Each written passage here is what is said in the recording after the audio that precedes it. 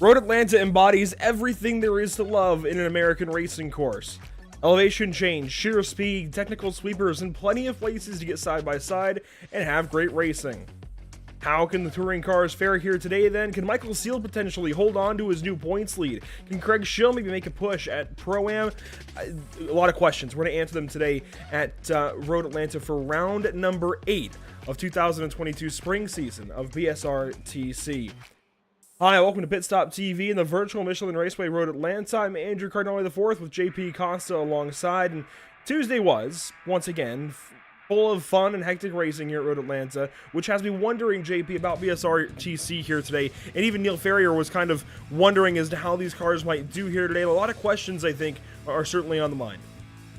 Yeah, absolutely. We're going to have lots of questions answered, Andrew, but as you mentioned, on Tuesday was fun and hectic, and I feel like with the TCRs, we're not going to see, obviously they drive very differently to the MX-5. I don't think we're going to see too much of the hectic side, but I think we're going to see plenty of fun side-by-side battles. And just like Tuesday, we start with quite a good-looking scenery, don't we? Yeah, in the early morning here in the virtual Braselton, Georgia. Let's take a quick look at the track map. It's, of course, not changed from Tuesday. You go through turn 1. It's not really a sweeper, but almost a bit of a sweeper. But eventually a 90-degree corner uphill to the right, and then turn 2 kind of just gets you ready for turn 3, which is a blind right-hander up over a crest. Turn 4 heads you down towards the S's here at Road Atlanta that are so famous, and if you can hang on through the S's and get down to turn 5, things get hairy down there. You got to make sure not to overrun the bounds, not to hit that curbing on the right side, or especially in a front-wheel drive car, it just might take off on you. You've got to be precise here in a TCR. You get down to turn 6 and 7, you have to set up turn 7 for the backstretch. That's just a fact of life here at Road Atlanta. If you want to put a good lap together, you've got to set that corner up, get on down the backstretch that you can land a plane on, and get down to the chicane at 10A and 10B, wrap things up with 11 and 12 and a downhill sweeper, and that's a lap here. There's definitely going to be a lot of mistakes made. I already talked about the technicality here of the touring car. I've never driven a touring car here, and I just already know we're going to see some drivers hit the turn 5 wall. Yeah, I think we will, Andrew. I feel like these cars, well, I know that these cars are way more sensitive to the curbing on turn 5 than the MX-5, so we should see a bit of action there. And if we do see, we're going to have a big shakeup in the championship points as well. I mean, obviously, Michael Seal has nearly a 200-point gap to James Holman, but, you know, that could change it. We could really see that gap either shrinking or really increasing, and we're just going to have to wait and see. Meanwhile, the battle for Pro-Am, it's a bit close. It's, 40 plus 15, 64 points, 66 points, actually, between James Neave and Craig Schill, and I feel like those positions, Andrew, could really change. Yeah, we might see them get close together, but also James Neave isn't driving like a pro lately, so he very well could go up there and pass Joe Winter today in the standings even, and Craig Schill might not be able to get there. It's a matter of Craig Schill putting together some really good races this week and next at Daytona, I think, for him to put himself back in a position to win this championship. If you look down to Am, of course, Fiona Siddons has had this thing on lock for a while. Now, she's not locked into winning the championship just yet, but you can see it's looking good. It's, 245 points to Alistair Hatcher. So it's not guaranteed yet, but it's close to it, as she's got Carl Hardy, Robin Walters, Martin Johnson, Sam Smith, Martin Shirley, Roger Morton between herself and Alistair Hatcher down there in the 20th position. And the fact that Fiona's 13th in these standings as well is certainly worth mentioning. Fiona's put a great season together here in the touring cars. So, qualifying on track, and we apologize for only having a few moments here of qualifying coverage, but things are being a little bit slow on us today, as Michael Seal is currently on top of the qualifying order. James Neave in the second spot, so teammates locking things down here in the virtual Braselton, Georgia. Joe Winter is 3rd, McEwen is 4th for Time for Fun, and Lee Holmes checks in at 5th, Stephen Daly in the top 10, I see Tom Mayle, James Holman, Martin Shirley, and Robin Walters does check in the 10th spot, 2nd place in Pro-Am. And Nick Clibbins is here, wow. Yeah, quite a few drivers. Nick Clibbins hasn't been in CCRs in a long time, has he? So I guess he found quite a bit of fun on Tuesday on the MX-5 and decided to rejoin us. And I quite like the livery, Andrew. I mean, this is the first time we've seen the Excite livery on the TCRs. So. Yeah, and it looks really good. You can see there, this is Scott Smith, there you go. Yeah, I get the 13 now. So Scott Smith, Craig Schill, you can see around here, down in 14th place. And Andrew, he's not doing the qualifying session he kind of needs to do. But I mean, he's ahead of Sam Smith, obviously, but he needs to be above the competition as well. Currently, he's starting last place of the Pro-Am drivers. Last of the ones that have qualified, Martin Johnson, Ian Manners, and Sam Smith are actually serving a quali ban, it looks like. But he's behind Carl Hardy, behind Scott Smith, behind Robin Walters, and most importantly, James Neve, who is second on the board currently. Glenn Humberstone on track, currently 16th in qualifying, and Alistair Hatcher that we talked about in that race in the amateur standings with Fiona Siddons. Alistair is currently 18th in qualifying. Sir Alan Toon is here today. He is 19th. Then you get the drivers that are serving a quali ban: Neil Ferrier, Fiona Siddons, Dale Benison joining the Pro-Am drivers we talked about with Martin Johnson, Ian Manners, Sam Smith, and even a couple of pro drivers, Mick Anderson and Chris Knox, serving penalties after last week at Watkins Glen. Here's Stephen Daly, newly into that RD SimSport umbrella, and sporting the black and pink. Yeah, sporting the black and pink and coming up to the back straightaway. Currently, he's 8th place, so we're going to have to wait and see if he improves. And I feel like if he has enough time to finish, yeah, he will have enough time to start a second lap. And oh, this is already the second countdown. This is already, yeah, this is the last countdown. This is down to... This is it. Yeah, so here we go, 30 seconds. It's going to be close for him, but he should get there. Yeah, he will get there. You can see 15 seconds. Gonna have, well, around 10 seconds left to finish this lap if he wants to improve. He goes a bit wide, and yeah, there you go. So, coming back to the pit lane. Actually, just getting a bit extra practice. Looks like, unfortunately, he's gonna start in 14th place. As you mentioned, the last Pro-Am drivers will have qualified, but yeah, normally Craig does better on the racing side of things than in qualifying, so hopefully that goes his way today. But I mean, it's kind of difficult to argue against the Pro-Am drivers when you have James Neve less than a 10th behind overall pole. Yeah, James Neve putting himself, again, in some pro situations. And I think the promotion is guaranteed at this point. I don't think we have to worry about whether or not he's going up to pro next season, but he's going to wrap this season up with some seriously strong numbers regardless. Let's go ahead and take a look at our starting grid then for round number 8. Michael Seal on pole, James Neve second place. 57 and 507 on your front row. Starting third, though, you'll find Joe Winter and car 11, rather. Andy McEwen starts from 4th. Lee Holmes starts from 5th today. Tom Mayle puts it 6th place in qualifying. A pretty solid effort for car 77. And starting 7th, you'll find James Holman just ahead of Stephen Daly. And on your back row, the top 10, it's car 5, Martin Shirley, one of the Velocitors, and Robin Walters in one of the Elantras. 11th place, we're going to have Nick Clibbins on his 13 machine. Alongside him, Scott Smith in the 502 on the outside. Row number 7 is going to start on the inside lane with Carl Hardy. And on the outside, we're going to have Craig Schill in 14th. Row number 8, we're going to have Adam Fox on the inside and Glenn Humberstone on the outside. Adam Fox being the amateur pole sitter. 17th place, we're going to have Alistair Hatcher and Duncan Cope on the outside. And in row number 10, Andrew, we're going to have Sir Alan Toon and Mick Anderson. Starting 21st, it's Neil Ferrier in car 91 for RD SimSport with his teammate.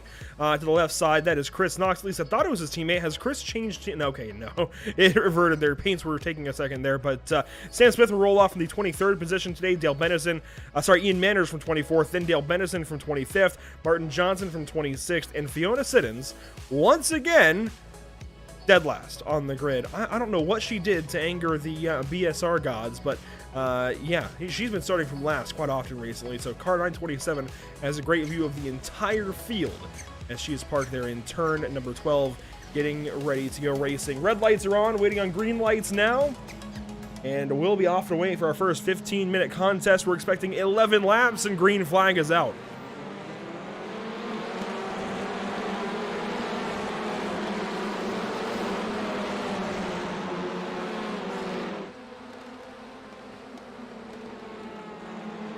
Oh, one car off already. Hang on to it, maybe. We keep racing, just barely. Yeah, now heading to turn number 3, Andrew, we saw quite a bit of action. Oh, there it is. There you go. And yeah, we see quite a bit of action once again. Carl Hardy and Craig Schill. Yeah, 2 cars straight up hard into the wall, and Duncan Cope gets turned. More issue down into turn 5. He saves it. Wow, Duncan Cope got turned around there. I'm not sure by who. That might have been Neil Ferrier that got him. And into turn 6 now. Now you can see not quite a lot of action. Is this Duncan Cope? 912? Not quite sure, but yeah, you can see that Audi going a bit slowly. And down into turn number 7, Andrew, quite safe. We saw a bit of action once again on Tuesday around here, but looks like on race number 1, we don't see any contact over there. This is where we're going to see most of the moves happen, and as you can see already, cars swinging to left, to right, to get the best line possible down into the chicane. It looks like we're going to have a battle for a 5th place, looks like. Down the inside, side by side, no contact over there, which is really good to see. And, well, on the back end of the grid, we almost saw 3 wide action. Field races by us into turn 11 now. 1 car wide. Oh my goodness. Fiona Siddons on 2 wheels for a moment. And 1 lap goes complete here at Road Atlanta. James Neve, your race leader out front. And the Pro-Am driver getting a 2nd and change clear of all the pros behind. Sam Smith is in trouble on the final, or on the first lap rather, in the final corner. And he'll bring it down the pit lane. Alistair Hatcher off the track. Saves it. Wow. Yes. Wow. I mean, I'm surprised about the saves we have seen so far. And you're only lap 2, but we have seen some pretty wild saves so far. You can see this battle right there. And oh, he didn't save that one. No, unfortunately not. And yeah, looks like it's stuck on the tar barrier. No, able to come back on racing surface, but he's gonna have quite a bit of contact as I get a bit of a hiccup. And as you can see, more drivers struggling. Looks like on the exit of turn 5. Yeah, some positions changing there. Scott Smith loses a spot. Mick Anderson goes on by Neil Ferrier. I do believe it was Ferrier. They got to the inside there and made contact on lap number 1 with Duncan Cope, but I'm not 100%. I'll go 90% sure on that one based on timing. James Holman, though, one of their teammates, is working here on Michael Seal. This is for 2nd on track. And Holman has been very open about the disadvantages of the Audi. Of course, we know that it can be pretty good off the grid, but it sounds like it doesn't have the same strengths it used to have on a straightaway. It's working today. He is battling heavily here for 2nd place with Michael Seal. And this is 1st in Pro. Yeah, he needs to, Andrew. He needs to get ahead of Michael Seal if he wants to get some points back in the championship. It's these 2 for the championship. Yeah, exactly. So 195 points separate them before tonight's round, and well, nothing pretty much separates them tonight. You can see them head to toe, and we're gonna have to wait and see who comes out on top. Currently, James Neve is absolutely on top, but Michael Seal is able to hold his own. Currently, a 0.7 of a second gap to James Holman. McEwen and Winter right here behind Holman. On board with McEwen from the nose of his car. Joe Winter pumps those curbs, now gets out and just touches that curbing on the right side at a turn number 5.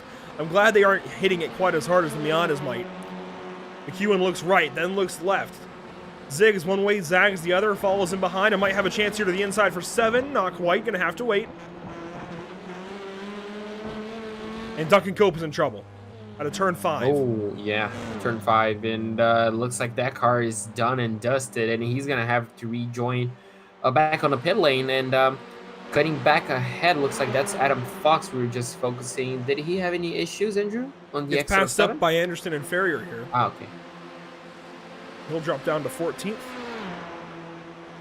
Nick Clemens in what I believe is his first BSRTC race, at least while we've been covering it, here in the 10th position as Seal and Holman get after it. Holman drops now behind McEwen, who maybe not. I got all kinds of mess up there. Neve had a bad corner, a bad lap at the very least. Seal has caught him suddenly, and Holman is way back of these 2. And if I can figure out how to speak, we'd be in business. English, well, looks like it's coming up to be your 2nd language as well, Andrew, so welcome to the club. Yeah, 1st language gibberish, 2nd language English. There you go. And yeah, Holman actually fell back quite a bit to Seal. He was, well, really close, and look at that. McEwen now makes his way past Holman, so he drops 1 more position. I'm not quite sure if he has any sort of damage, because that is a considerable gap in moves being made. And is that Daly's, well, just dropping off? Yeah, Daly and Mail were side by side, and Mail is going to get the worst end of it. He drops back into 9th position now, was battling for 6th. And will fall back there. Lee Holmes, nearly in the top 5. He's been great lately, hasn't he? Really good runs at Watkins Glen. Good run on Tuesday here with the Miatas, and is looking good again today. Yeah, I'm really happy to see the number 35 always doing well. The other driver I was thinking, Andrew, who's always consistent, seems like, is the driver ahead of him, Joe Winter. I mean, he's constantly, again, in the top 10, top 5 on battles. We often see that blue car, the blue Veloster battling with the top guys. And yeah, I'm really liking what I'm seeing from both of these drivers. And it's nice to see them both pretty much head to toe, one behind the other, and trying to make up positions. Bit of a checkup there behind, where Stephen Daly and Martin Shirley had a moment. Looks like they get back rolling. Really didn't lose anything to Lee Holmes, but maybe a couple of tenths. Further back in the field, Glenn Humberstone, Dale Benison, Carl Hardy. They've recovered and got back after. This is, so Benison is 18th. Here's Benison in the, well, he's got the blue markers there with the safeguard colors. Then Glenn Humberstone is in 19th spot in car 921, and Carl Hardy, just behind them, is in 20th position. Sir Alan Toon is behind the three of those guys, and Sir Alan Toon is in the 21st spot. Alistair Hatcher is down here in 22nd, Craig Schill 23rd, Sam Smith 24th. And unsure as to what exactly caused Sam Smith to have to come in and serve a penalty. It may have been, well, it could have been damage, but I would imagine it would be a penalty if it's first lap drive-through. Yeah, it could definitely be, and unfortunately for him, obviously, you know, he's just going to be running his own race. He has one car ahead of him, but that's Craig Schill, actually, just a few seconds up ahead. And, well, the good news for Craig, Andrew, is going to have a few points on Sam Smith so far. So, well, he's racing James Neave. Oh, yeah, it's James Neave, not Sam Smith. What am I thinking? Well, either way, James Neave then is going to have quite a few points on Craig Schill, won't he? I mean, it's quite the opposite race James has been having from Craig. Side by side here, Neil Ferrier and Robin Walters. This is for 11th. Ferrier almost gets into Walters there. Keeps it clean. They'll come down through. Oh, contact there, though. Walters turned in. And we'll lose those spots.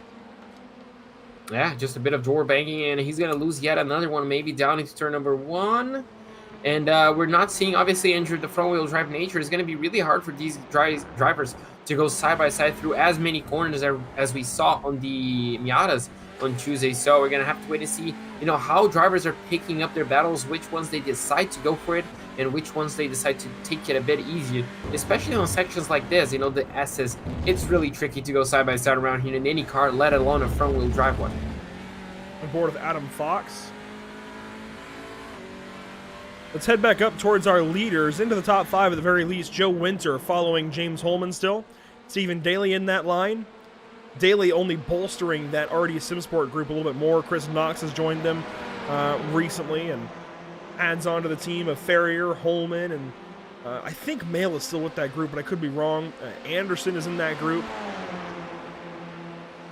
A whole lot of pro drivers, either under the Time for Fun Motorsport banner, like these two, or under the RD Simsport banner, as Seal takes over the race lead from James Neave. Just a couple of teammates swapping spots there and trying to conserve momentum, it looks like. Seal will lead the lap, Neave behind. And pretty much nothing separating them. It's going to be interesting. Do you think Neave is going to attack Seal? Or do you think he's just going to be acting like a rear guard, just like McEwen kind of is doing right now, holding up Holman? What do you think the strategy will be for the teammates? Well, Neave is way further clear of Schill than Seal is of Holman, so if they want to play the team card, then absolutely, they've done the right thing. Put Seal out in front, put Neave second, and McEwen doesn't really need the points right now. He's in a position where, sure, he could use the points, but he's not going for a title like the other two are, so not a bad move, if that was the intent, but as we've seen with these guys, that's rarely the intent. We don't see many team orders here in BSR. Even though we have teams, yes, they work together. They work together to get themselves to the front, and that's about it.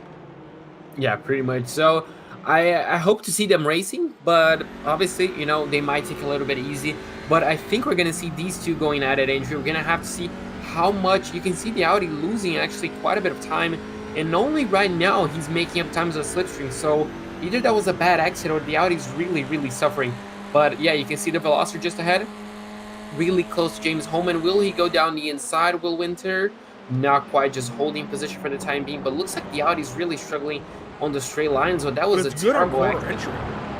Yeah, it seems to be attacking really well, but it's just, I'm not quite sure if that was just a bad exit. We're going to have to keep an eye out for. But with, well, limited time on this race, Andrew, 4 minutes and 30 to go, Holman needs to keep his foot down and pass McEwen if he wants a shot at Seal and Neave. You can see in turn 10 that time, Holman really drove through the first apex and gained a lot of McEwen off that back straightaway. That time doesn't like the curbs, it looks like. Loses some time on that apex curbing. Falls back behind him now, and he'll have to try and chase car 18 back down. But it seems like the Audi is formidable. Maybe not good enough to just sheer outrun a Hyundai of the same talent and speed. I don't know. It's definitely working against James. I think James as a driver is a little bit faster than McEwen right now, but trying to find a way on by as Shirley and Mail battle back here. This is for 8th spot. And you can see just how close they are. They're working together, looks like, on the back straightaway. Yeah, this is some drafting to get them. Yeah, they're trying to get themselves back to Lee Holmes. Dale Bennison in trouble further back. He's in 21st and is off the racetrack out of turn 5.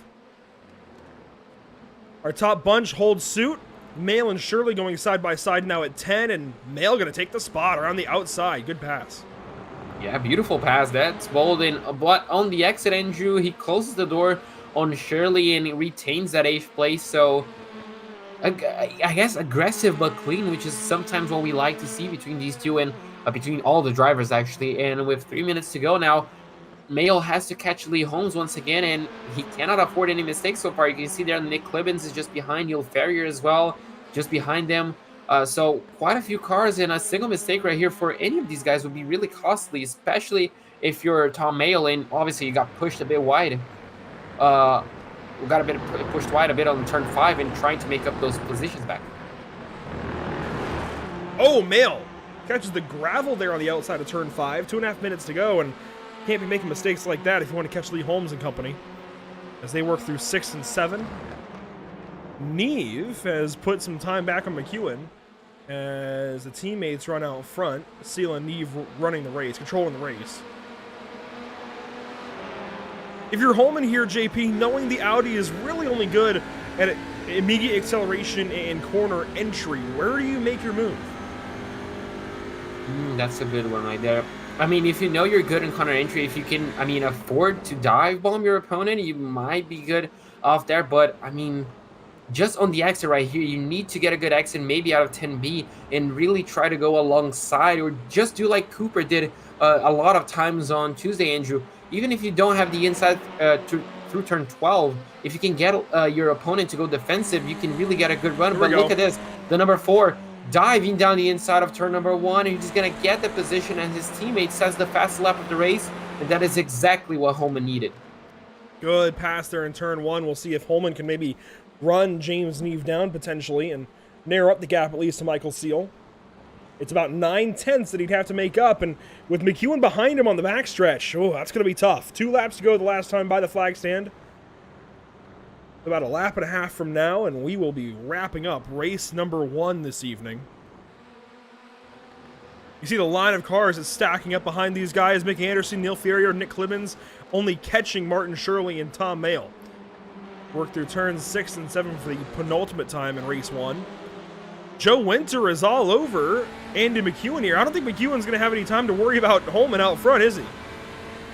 No, absolutely not. And he's going to try to go, as his teammates looks like are going to be going side by side as well ahead, Andrew. So this could be a wide open battle as we head it probably into the final lap of the race. This could really bunch everybody up. And you can see there, Winter is going to have the outside line. McEwen's going to have the inside. They're going to go side by side through 10A. The 11 is going to have the inside through 10B. Wow. He kind of parks it on the apex, but Holman gets a really good run, and he's going to have some help from Daly. Stephen Daly pushing McEwen through the corner. Gets him on by just barely ahead of Joe Winter as we take the white flag presented by Whiplash Simcams. Your top 3 breaking away from this battle. This is 4th, 5th, 6th, and even 7th with Lee Holmes in this group. And 1 car off, it's Michael Seal through the grass. Oh, he's going to lose a position maybe to Holman if he gets a slowdown penalty. That's going to give the win pretty much to Neve, which is going to be really good for him. So we're going to have to wait and see, does he have a penalty, Andrew? The indication is that he does not, unless, well, he's backing up. Yeah, there goes Holman on by. Yeah, he's having to bleed time. And he tried to slow down Holman just a bit to allow maybe McEwen to have another shot at him. McEwen goes on by right there. Just getting, and Daly hits Seal. Just a door banging. Looks like Seal was able to keep the car on the road, and now he's going to have a chance to fight back against the number 64, but you can see Daly just got a bit of a better exit, which could really help him, but you can see there Seal's going to try to look down the inside, and Daly covers him. Now he's going to have the help on the slipstream of his teammate. Who's going to come out ahead of this one is going to be interesting to see. Daly on the inside, Seal on the outside. Who's going to break later? It's going to be Michael Seal. Can he hold it around the outside? He closes the door quite aggressively, and that's not going to work. It was a big lunge from both drivers trying to make the corner. Some contact is made. James Neve will win race number 1 as a Pro-Am driver. Second place going to Holman. Third, McEwen. Fourth, Daly. Fifth, Seals. Sixth, winner. Then it's Holmes, Mayle, Shirley, and Ferrier sneaks into the top 10. And Walter is going to finish on 12th place for the second place in the Pro-Am class. That's how good Neve was. And you can see there Adam Fox winning the amateur class ahead of Scott Smith and Ian Manners, and Fiona Siddons coming in second place. This is James Neve's first win since race number 2 at Canadian Tire. And that is his second win of the season. There goes Carl Hardy across the line. Glenn Humberstone next. Alistair Hatcher should be across the line anytime soon for 88 Tech. There he is. Sam Smith, the car looks okay. Got ahead of Craig Schill a while ago.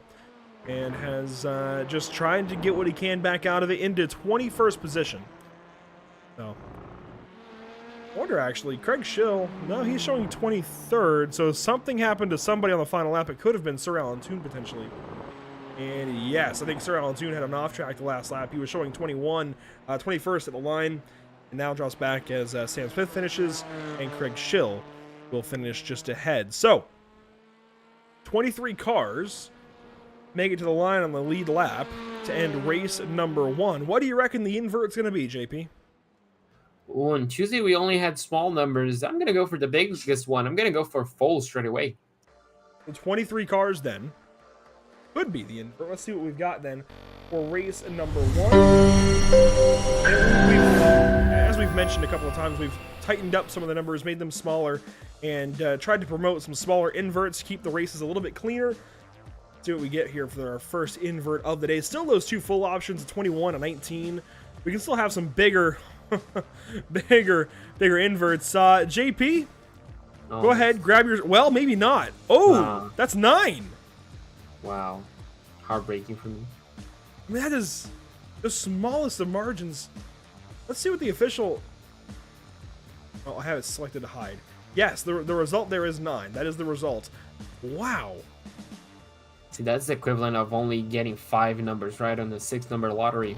Just like that's the equivalent of coming up like 2 1,000ths of a second shy in a race. I mean, that is so close. Let's go ahead and bring up our results though from race number 1. James Neve with the win. Yeah, James Neve won. A Pro-Am driver winning the overall race. Great job from him. Holman managed to pass McEwen to end up to actually finish the race in second place ahead of McEwen. Stephen Daly managed to pass Michael Seal between turns 6 and 7 to guarantee that 4th place. Michael obviously dropping from the lead all the way down to 5th on the final lap of the race. Joe Winter is going to finish in 6th place ahead of Tom Mayo, and Lee Holmes in 8th ahead of Martin Shirley and Neil Ferrier. Finishing 11th in race 1, it's Mick Anderson for RD Simsport. Nick Clibbins goes 12th, Robin Walters 13th, Adam Fox, it looks like wins in amateur with 14th position. And yeah, I mean, that is definitely the amateur winner. So Adam Fox with a big win there over Scott Smith, Ian Manners, and Fiona Siddons. His nearest amateur competition comes in 20 seconds later. Carl Hardy goes 18th, Glenn Humberstone 19th, Alistair Hatcher 20th spot. 21st goes the ways of Sam Smith. Craig Schill is going to finish in 22nd ahead of Sir Alan Toon. Dale Bennison is going to finish in 24th, Duncan Cope in 25th, Chris Knox in 26th, and Martin Johnston in 27th. 27 cars in race number 1. 23 of them nearly got inverted, but the invert instead will be kept to 9, so Martin Shirley will be your pole sitter for race number 2. Lee Holmes from 2nd, Tom Hill will start from 3rd, and James Neve will now start from 9th place with Holman 8th and McEwen 7th as we get ready for the next one. Looks like no drivers want to talk to us after this race, JP, so you know what that means, is we can talk about some upcoming broadcasts here at the channel quickly. There's one big one, and it's going to be Saturday, and it'll actually be at noon Eastern. That's got to be changed between this race and the next, but it'll be noon Eastern with the North American Racing League at Watkins Glen for a 24-hour race. However, we'll be covering technically well, it'll be 16 hours of racing, 18 hours of coverage over the weekend. We'll have our broadcast starting at 12 Eastern, noon Eastern, on Saturday. That will run through 7 p.m. We'll have the first 7 hours of coverage, the first 6 hours of racing, then a 2-hour break until 9 p.m. Eastern. Then we'll go all the way through, well, not all the way through the overnight, but to 3 a.m. Eastern. Then we'll take a longer break until 9 a.m. Eastern on Sunday morning.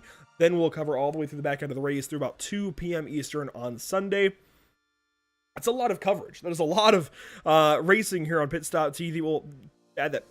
Dude, I can't talk today. It's a lot of coverage we'll have at Pit Stop TV from Watkins Glen, from the virtual Watkins Glen with GT3 card. 24 hours of racing. We've never done that before, JP. It's going to be fun. Oh yeah, absolutely. The longest we've had was the 6 hours, wasn't it? Yeah, the 6 hours. Well, we had 4 with Cash Days. It was the 6 hour that we had was the iRace of Remembrance with Oh yeah, true. Way back when. Yeah, we haven't done a longer event since then. So a 24-hour broadcast is 6 times what we had with the Cash Days race at Long Beach back in September. 6 times that.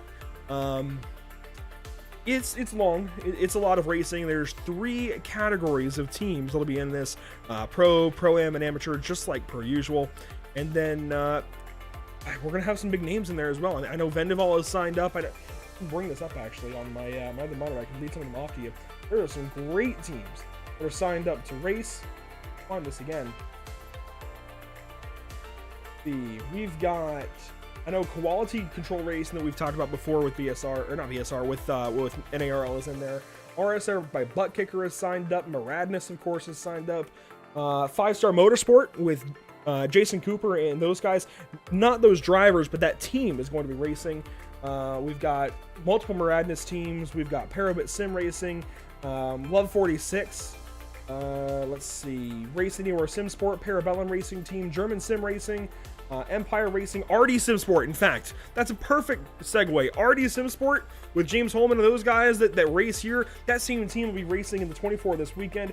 Pure Sims will be in it. I mentioned Vendaval, R8G, Roman Grosjean's team, Sam Swoyd Kanan, Valkyrie, Arnage. So many great teams are signed up for this event, and it's going to be a big one this weekend. It really is going to be a lot of fun to cover, a lot of fun to talk about, and just a lot of fun, I think, in general, to tune in, see some race cars going around a racetrack, and talk about it for a little while. So that's Saturday into Sunday. We'll have 3 different broadcasts, but it's all part of one race. And again, those live times, at least when they start, will be 12 p.m. Eastern on Saturday, 9 p.m. Eastern on Saturday, and 9 a.m. Eastern on Sunday morning. But that is it for race 1. You can see some other broadcasts there on the channel. We'll talk about those later on.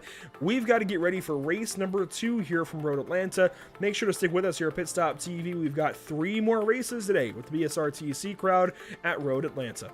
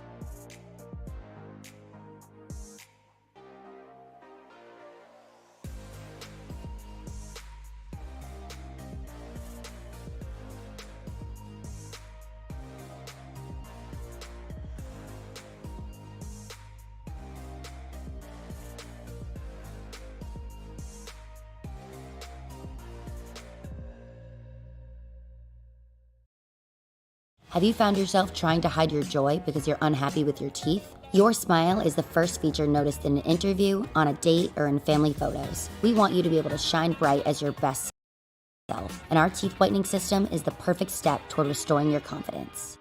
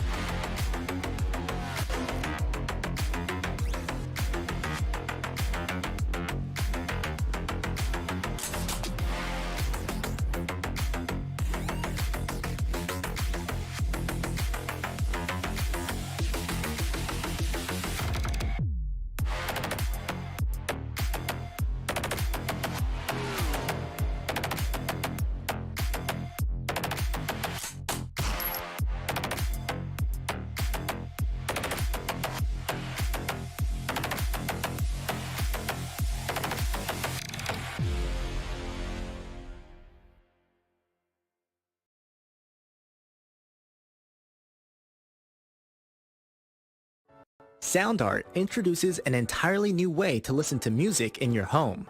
By combining the best of two products, a revolutionary high-fidelity, low-profile Bluetooth wireless speaker with beautiful artwork. Select from a library of artwork or upload your own photos to personalize your experience. Sound Art ushers in an era of invisible, beautiful, and amazing sound throughout your home and redefines your entire entertainment system. The need to reclaim your floor space and rid your home of unsightly speaker boxes that need to be bolted to the wall is now a thing of the past. Our canvas is printed on high-quality permalite by Breathing Color. And select from our gallery or upload your own. Standard sizes include 16 by 20 and 18 by 24 canvas wrapped. Custom sizing is available, as well as surround sound options.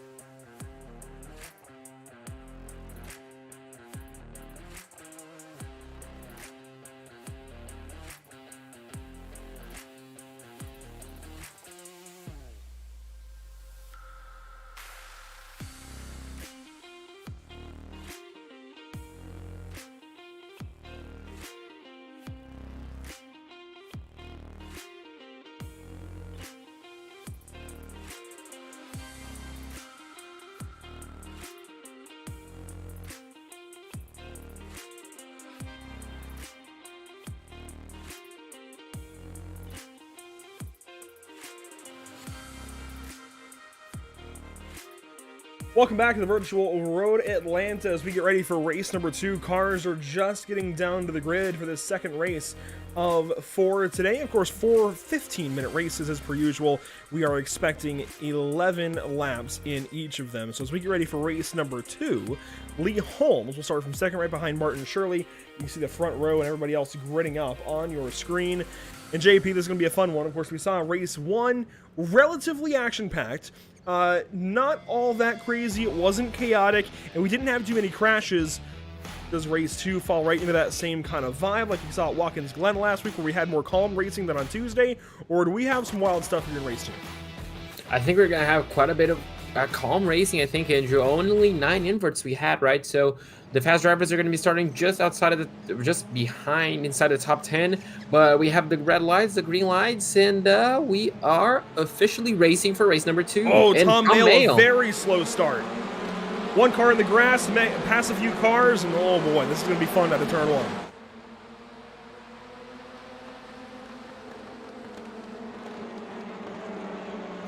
Calm so far, but I don't think it's going to stay that way to turns 2 and 3, especially with that invert. 2, 3 wide up over the crest.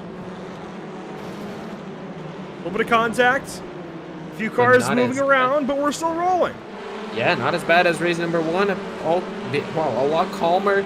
Down into the S's, do we have any contact? Doesn't look like single file throughout the field. We have one car looks like way in the back, but whoa, yeah, and now in turn 5, this we're gonna start seeing a bit of overtaking. Here we go, down to turn 6. It looks pretty calm out there.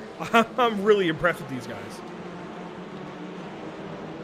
It's really good to see down into 7 now on the exit.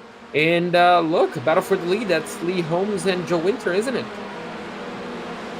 Martin Shirley got the jump out there, so he's out in front. And Lee Holmes is going to pull to the right side and try and make a race out of this down to turn 10 for the first time in race number 2. Lee Holmes on the right, Martin Shirley on the left. At least drivers right and drivers left into the corner. And contact there. Shirley came over on Holmes. Now Stephen Daly with a look. Yeah, getting aggressive already at the end of lap 1, Andrew. So we're going to have a big battle for the lead between those two, I think. But I like what I'm seeing from both of them, from Lee Holmes and from Shirley, as obviously the number 5 leads lap 1. And you can see further behind, side-by-side battle. No incidents that first lap. There's about 2 minutes elapsed now in this second race. Michael Steele is the first of the orange and blue Time for Fun cars.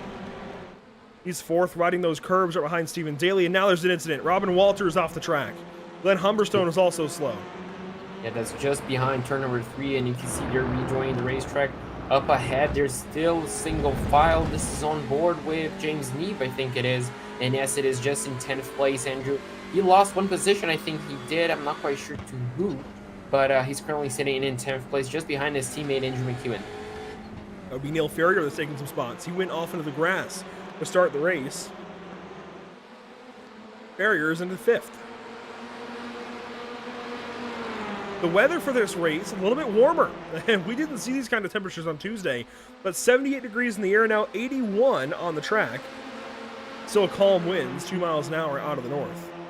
Here we go, up front, some battles. Lee Holmes back on the outside, trying for turn 10 again. Stephen Daly behind. Single file on exit, contact there with Holmes and Daly this time. Now Steele gonna take a shot. He goes right on by Stephen Daly. Yeah, just like that, and he moves himself up into 3rd place. A good position for him, only 2 cars ahead of him. And those 2 cars are driving quite aggressively. I guess you can see as the number 5 sets the fast lap of the race. Just behind Andrew, looks like that's Holman, Ferrier, Mayo, and maybe Winter. Wow, Holman pulls a slide job and goes off the track now. Gets a bump out there. Ferrier joins him. Contact for both of them. They're both junked. Neil Ferrier's really destroyed. Yeah, Neil Ferrier is out of this race. He was doing such a good race. He started in 10th place and he was up into 5th. And Holman right now is going to have big damage as well, which is exactly not what he wanted after a good race number 2. And but well, cutting back ahead of his teammate Andrew, their teammates actually, is still in 3rd place.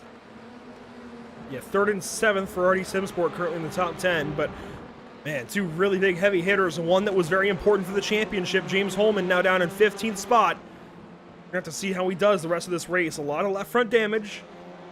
Of course, Farrier got the wall in front of him and stopped, and that's where he got the left front damage. He got booted off after the slide job through turn 1, and that's why I question the aggression. Like, why do you need to pass right there? You can wait another corner. You still got plenty of racing. You know it's going to be a train in front of you. I think these guys could wait an extra few corners, set these battles up a little better as Michael Seal and Lee Holmes battle here for the race lead. Oh, this is a big battle. Oh, no! Oh, big contact, and Stephen Daly's in it with Michael Seal. Seal is parked on the wall.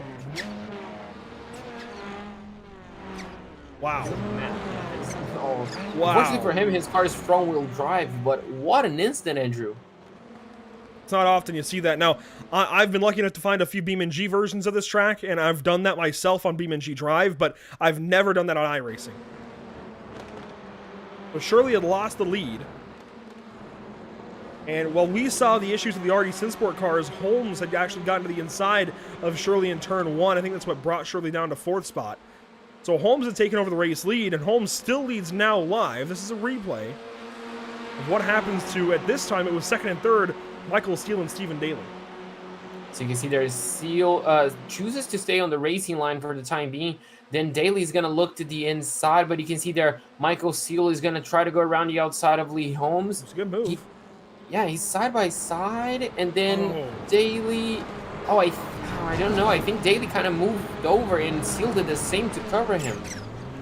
Yeah, I don't think Seal was ready for that, and I think Daly was making what could have been an okay move. You've got to give a little more room over there, especially on corner exit. Those cars tend to go out wide and then readjust back onto the racing line. I think that's what Holmes and Seal did. You just have to be a little more accommodating if you're to make that move, I think, on exit. Yeah, and unfortunately for them, big damage. We're going to see once again the replay.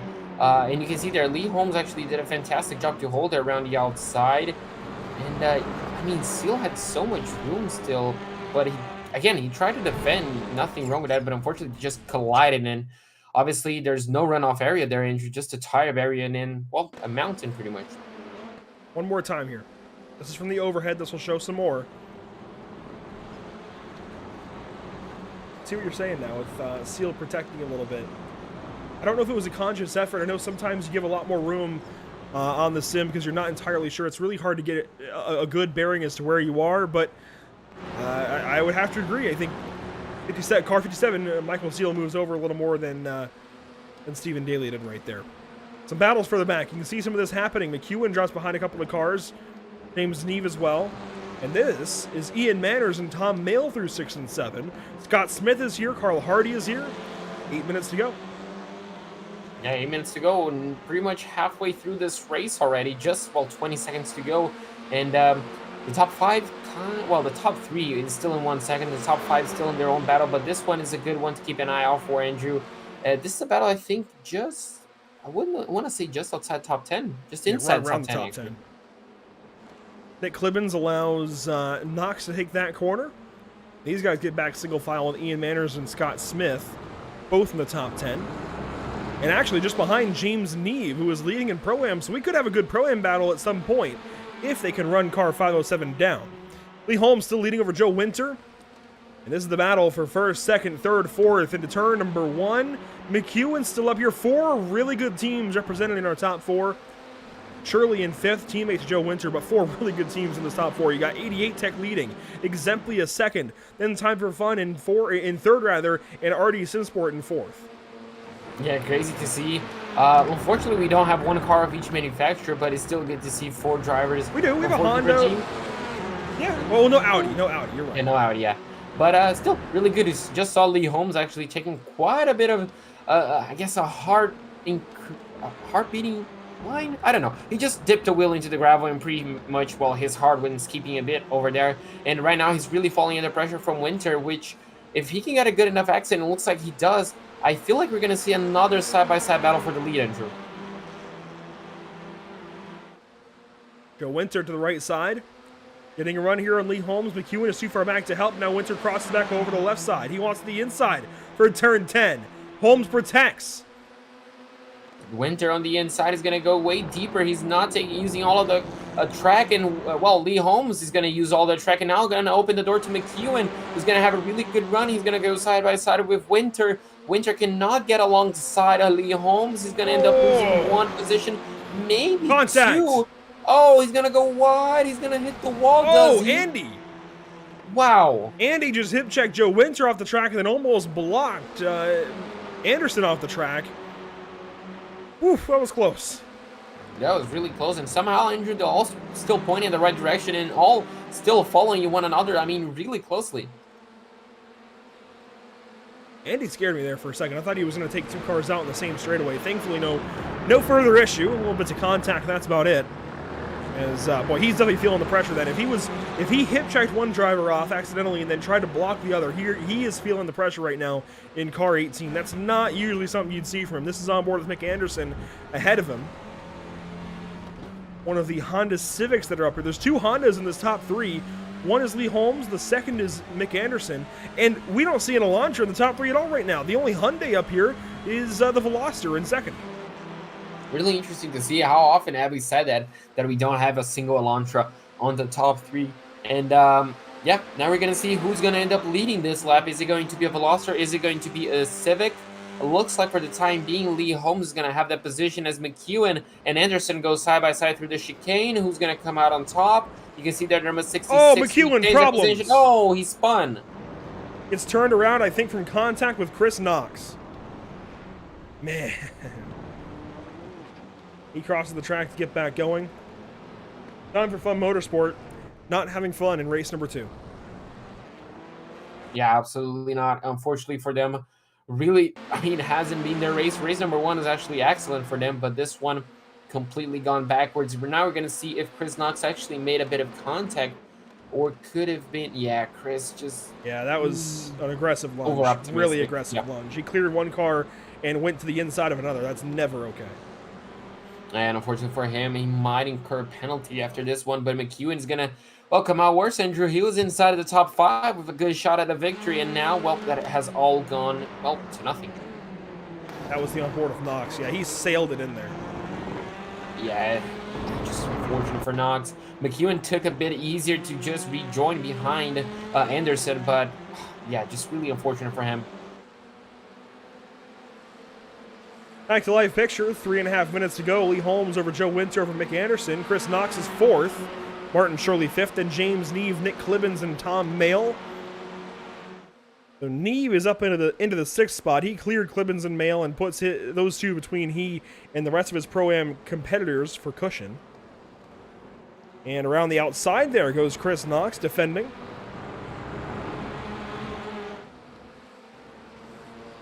We'll have 3 laps to go. It's going to be interesting to see. I love this. A few little battles. You can see there Anderson now setting the fastest lap of the race, so showing he has pace. And this battle right here, well, it's definitely far from over as well, Andrew. I wonder who's going to finish. Well, this is a battle for 4th place, but I wonder who's going to finish in the top 5. Still could all change. Neve now is getting into the picture as well, and we know he has pace, and we know he can overtake. But will he bring the fight to Martin Shirley? Especially when Shirley is battling with Chris Knox. I'm not sure Neve wants to take that risk. Oh, they both track out wide, though, Shirley and Knox. That might open the door for car 507. Yeah, it's really going to bring him closer and closer, and he might just be waiting for a possible contact between those 2, but obviously if he has the pace, Andrew, if he finds a safe opportunity, I feel like he will go for it as we have further battles down here. That's Nick Clibbins, isn't it? Holding off. Oh, it goes a bit wide, and that's really going to Smith, car 527, and Scott Smith, the 2 Smiths. Yeah, the blue always keeps getting me, Andrew, and, well, now the 2 Smiths are going to go side by side through the back straightaway. Who's going to come out on top? Scott's teammate Ian Manners just ahead. Sam Smith defending all the way over to the grass. Contact! They're going to crash. Oh, the 2 Smiths. Oh, Sam in the wall hard. Scott's going to roll right through turn 10. Oh, he's done. Oh, man. Now, Sir Hatcher will pass them both, though, as Sam Smith toes back to the pit lane. Scott Smith ahead of him. Really heartbreaking for those 2. James Holman is back on the track. James is in the 21st spot. Now, he was in 15th a little while ago. He must have had another issue. Maybe the damage is just costing him. He's not able to defend. A possibility for sure. But at least he's on the lead lap. Yeah, 1 minute to go. He's on the lead lap, so he's going to be eligible for the He missed a lead change. Oh, yeah. Joe Winter on through to 1st. Lee Holmes 2nd. Mick Anderson in third spot. Oh, and a problem. Oh, James Neve. Oh! Tangled with Nick Clibbins. Massive crash in turn 5 between these two. Neve is going to drop way down the order. This might be the first turning point that Craig Schill needs. Yeah, it's going to be really good for him. Craig Schill currently sits... Where is Craig? Craig is down in 15th position right now. Oh, okay. He might gain 1 or 2 out of this. No, he's already gone on by. Is this the... This is going to be close to being the final lap. Only 20 seconds to go in this lap. They might not get back to the line. I feel like they're going to have a bit of time injury. It's going to be, I think, with 5 seconds to go. It's going to be close. It's going to be with 1 or 2 seconds. This is going to be really close under the flag stand. Joe Winter trying to get 1 more lap. Or actually, if anything, he wants the checkers. They will get to the line just in time, it looks like. With 1 second to go, the white flag is out, presented by Whiplash Simcams. Wow. But he hit close there to get 1 more lap. If he had checked himself and Lee Holmes up by 1.2 seconds or so, he would have won that race right there. Would you have tried to do that if you were leading? Would you have known? That's gonna. If you knew, would you go for it? Oh yeah, if you knew, definitely try and back him up at some point. Oh, he's gonna go wide in turn 5. That's gonna open the door maybe to Lee to close up the gap once again. And Anderson as well, really a wide line. That's going to put him out of contention for the battle for the lead. So now 3.5 tenths, Andrew, between the number 11 and the number 35. This is going to be exciting coming up to the back straightaway. Meanwhile, Ian Manners, Carl Hardy, your top 2 Pro-Am drivers now with James Neve out of the fold. Alistair Hatcher is about to take a win potentially from Duncan Cope in amateur. These two very close on the racetrack. They could have a good battle to the end here. Manners and Hardy only 3 tenths separated, and our leaders... They will come over turn number 9. Can Lee Holmes do anything from that second position, or is he too far back as they head down the hill to turn 10A? Lee Holmes, too far back. Joe Winter will lead through 10, up to 11, and back over the hill and back down the hill, and the exemplary number 11 will collect a race win in Braselton, Georgia. What a drive for him. Managed to get the victory, managed to pass Lee Holmes for the victory, and he's going to earn that. Lee Holmes going to finish in second place, Anderson in third. Shirley just holds off Knox by the smallest of margins, and Carl Hardy actually is going to win the Pro-Am class ahead of Ian Manners and Robin Walters. Joe Winter's first win since race number 1 at Canadian Tire Motorsport Park 2 rounds ago.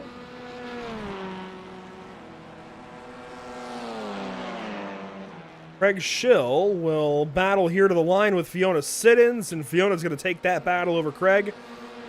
Sir Alan Toon will be next up after Glenn Humberstone. And then Adam Fox, who won amateur in race number 1, will come down the hill.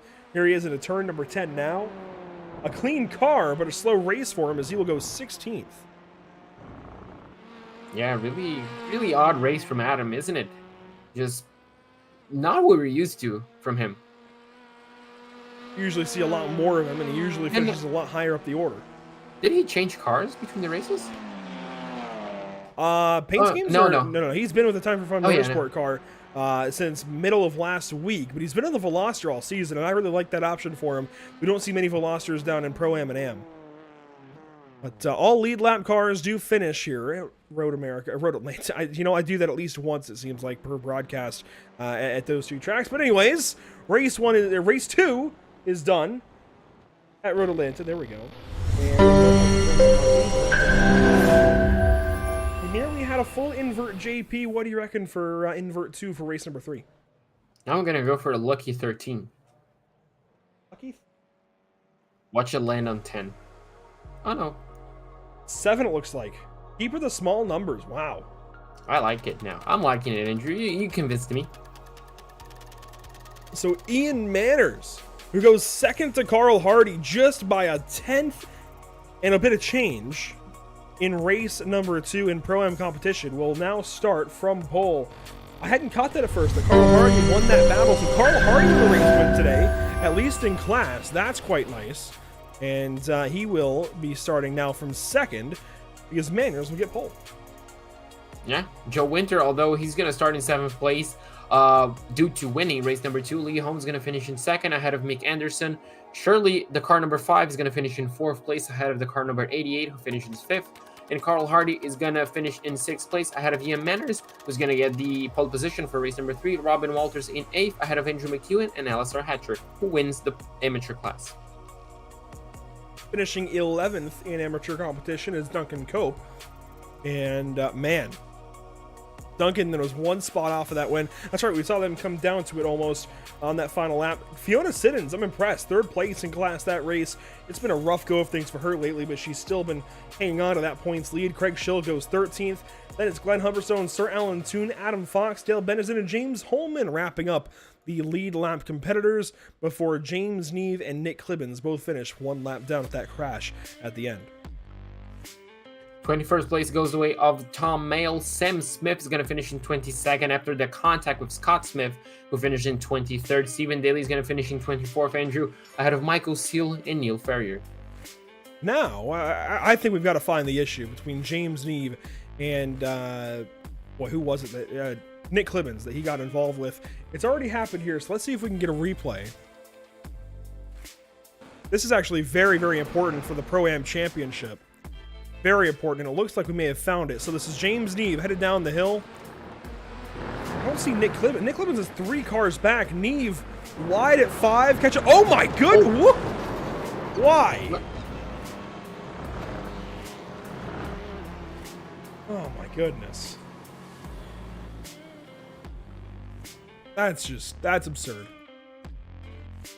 I mean, no words. Watch this one more time. It's from, we'll do it from this angle.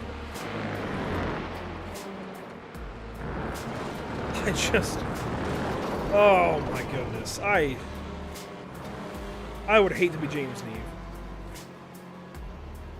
I mean, and if you're Nick Clibbins as well, I mean, you got collected by a guy who was collected by the gravel. Nothing he could do. Just unfortunate. I think it was another driver who actually hit Nick Clibbins from behind as well. He got a bit of damage. This is on board with Nick. This is a really tough one to watch.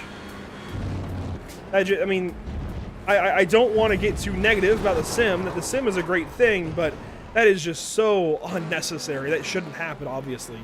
And that's really tough to watch for these two. That's really unfortunate. There was one car in there that got some damage, and I believe that was Chris Knox that gets on through there. Let's watch from his onboard now. Knox still finishes behind car 5 of Martin Shirley. It really doesn't affect him, but he does get hit there in the side and nearly bends the car. That was a lucky escape from him. Yeah.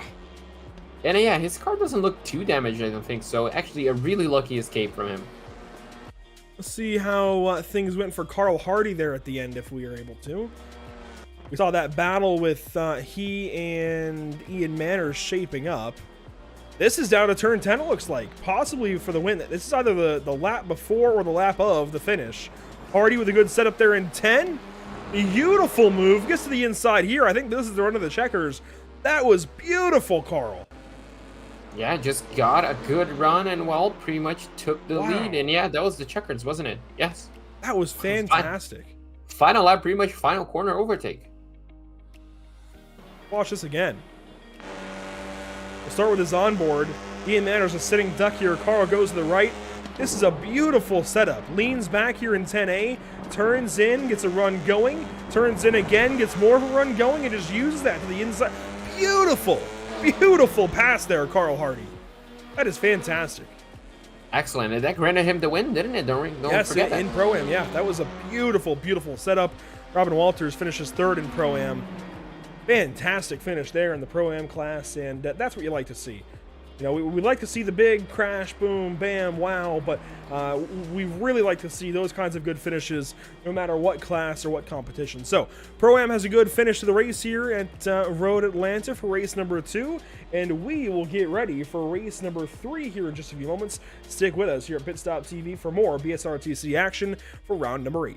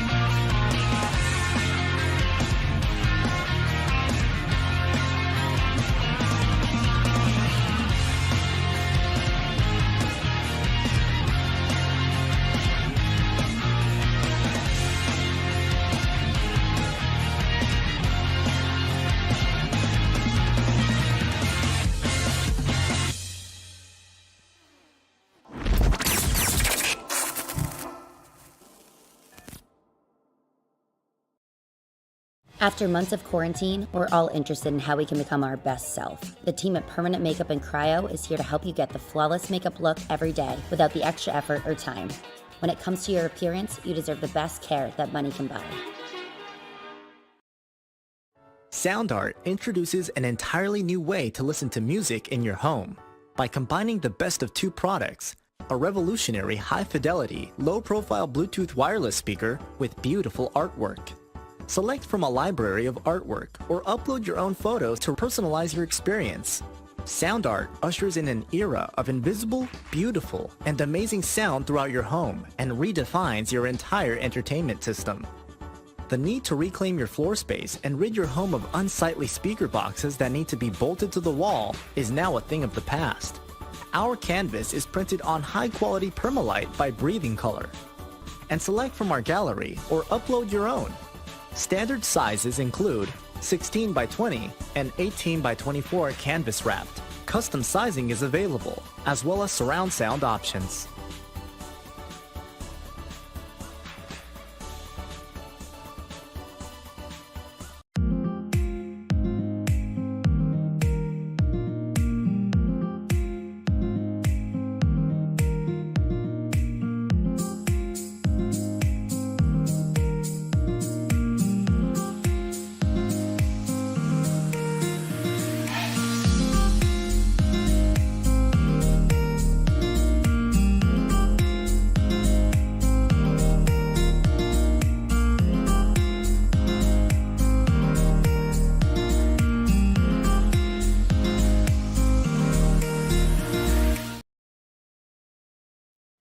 Absolutely. As now we see the drivers make their way into the pit boxes.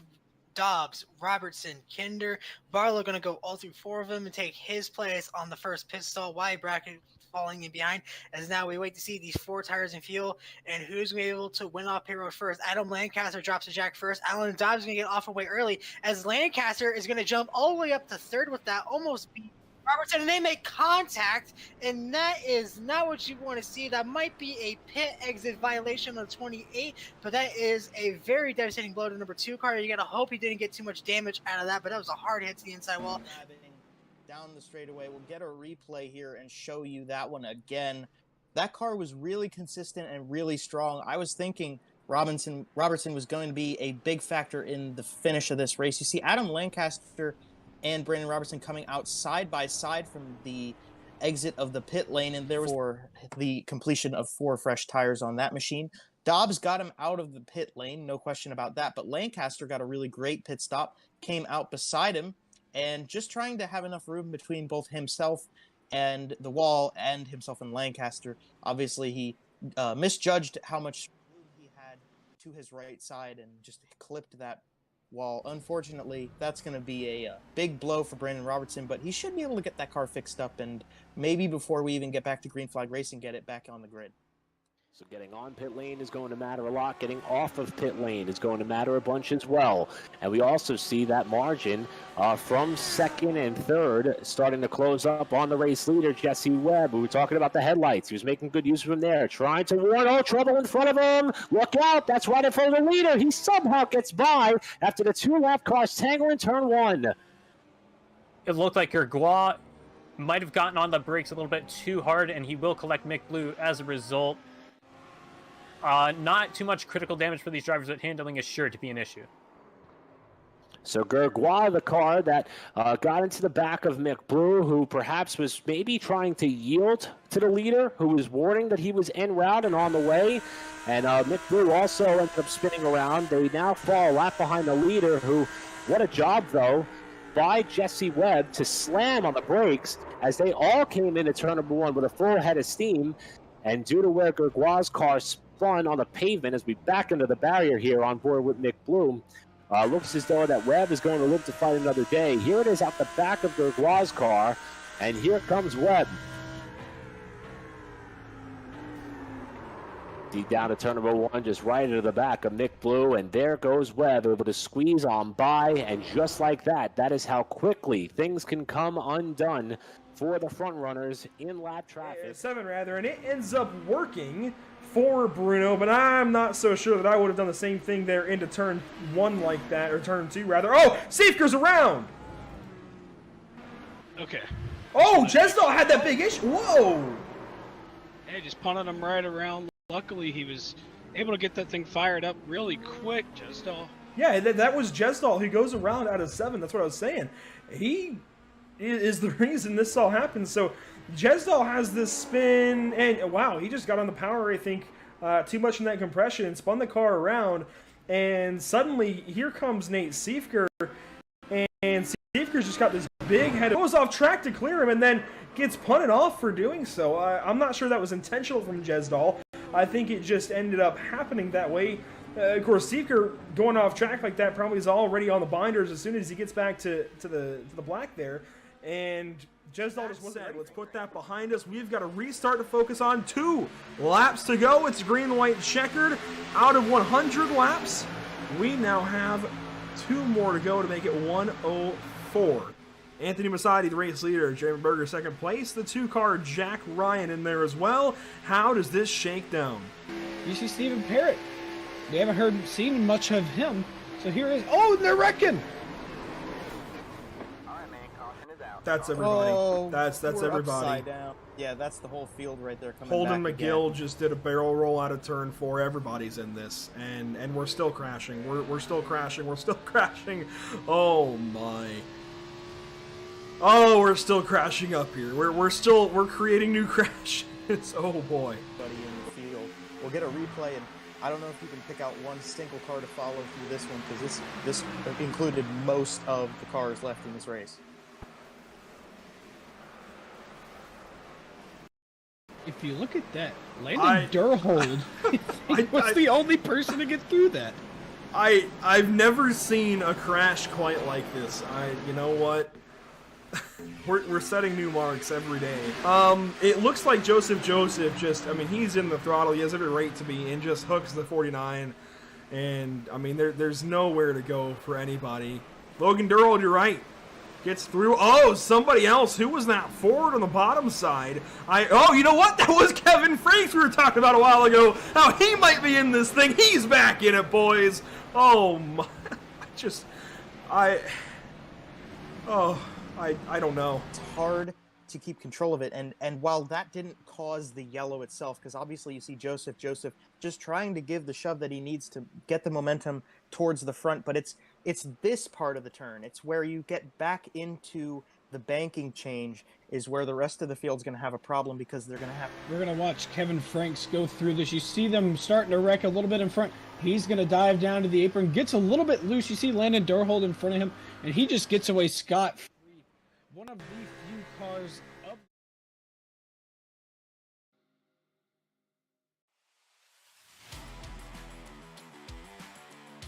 Welcome back to the virtual Michelin Raceway Road Atlanta. Race number 3 now on deck as we get ready to, honestly, at this point, JP, we're starting to get ready to crown a champion. We're getting very, very close to the point in this season where we're going to have to start thinking about that, and really, we're here. This is the point it's coming into today. Michael Seal has been fantastic, albeit that last race hurting both Seal and Holman. Going to change things up, and McEwen's going to make up some spots, or at least some points on them anyways, and Joe Winter's looking fantastic today. James Neve has, he won one race, got taken out in the other. Craig Schill's been pretty okay. Well, yeah, okay, pretty good, actually, between the 2 races, all things considered. Chris Knox has been fantastic. Scott Smith is looking good today. Mick Anderson, Neil Ferrier. It's going to be an interesting top 10 when we leave here at Road Atlanta. Oh, absolutely, and that's one of the things I was looking forward to this, the championship swing, the position changes that we could have on the standings. That's something that always excites me about, racing, and obviously some unforgiving tracks like this one. So, yeah, now it's just waiting for 2 more races. 50% was done, 50% left, and it all starts, the second half of the 50%, I guess, starts on race number 3. Now, as these guys grid up, I'm going to try and get a verbal update on point standings. May not be able to. It was only a 7-car invert for race number. Not much of the field is being swapped, but if I can bring this up. Standings after 2 races so far today. Oh, looks like they have not been updated actually, so I'll have to revisit that at some point. Actually, maybe they have been, because that number is a little bit different. Ewan is closer. Anyways, we'll talk more about it after this race, I suppose, but it might be a little bit different. I think it is. Chris Knox is a little bit higher. Scott Smith has fallen back a little bit. Neil Ferrier's out of the top 10. So there have been some changes as we get ready for race number 3 to roll off of the grid. 11 laps coming up for this one.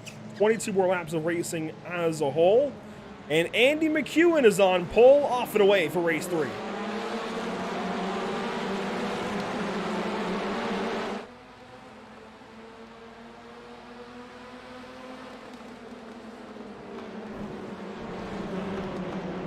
Lee Holmes off in the dirt.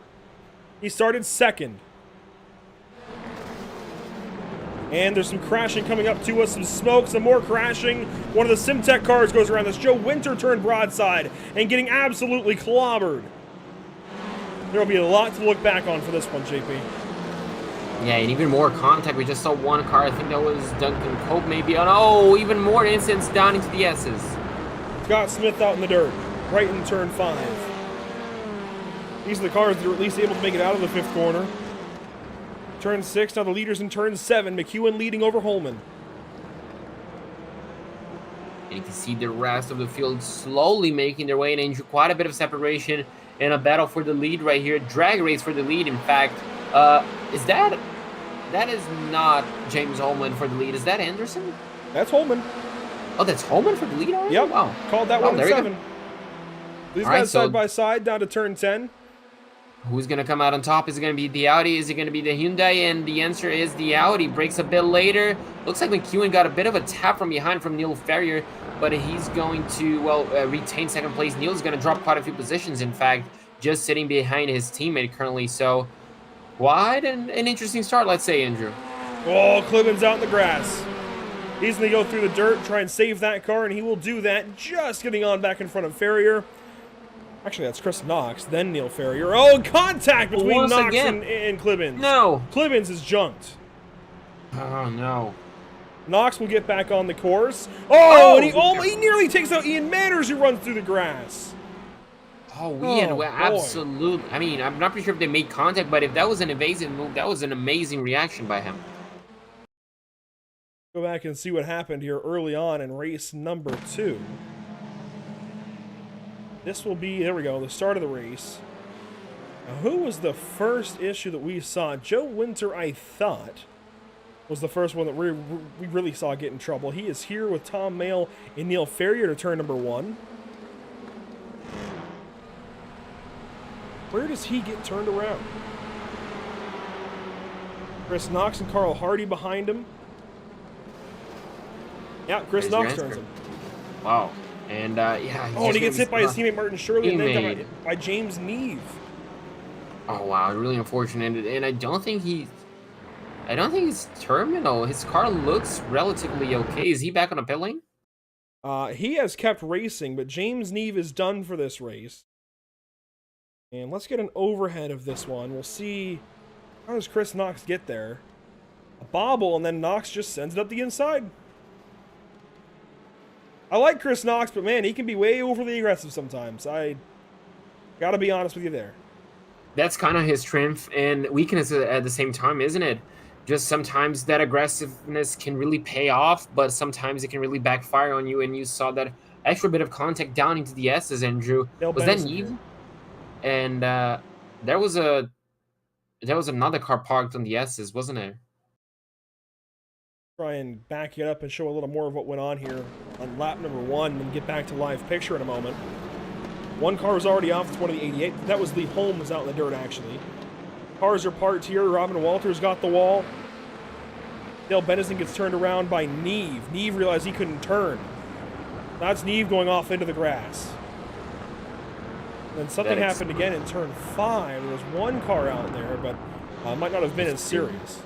Yeah, I think it was Scott Smith, wasn't it? Yes, you're right. And he just went a bit wide, managed to save it and rejoin the racetrack. Then Clibbins and Knox, well, they made contact in turn number 1, but Clibbins went wide because he was side by side. Was that Tom Mayo behind him? We'll see here in just one moment. It was Tom Mayo that he was racing with, so we'll see this down the hill in turn 12 here, and then down to turn 1. So Mayo goes on by. Yeah, just kind of pushes him a bit too wide, maybe just understeering. And then he rejoins. Knox, obviously coming up with the momentum. Sends it in and hits him. Yeah, just Knox hit the apex, but he was carrying way too much speed, even for himself, I think, to make that corner. Yeah. And unfortunately just made contact with Nick Clibbins, and that was it.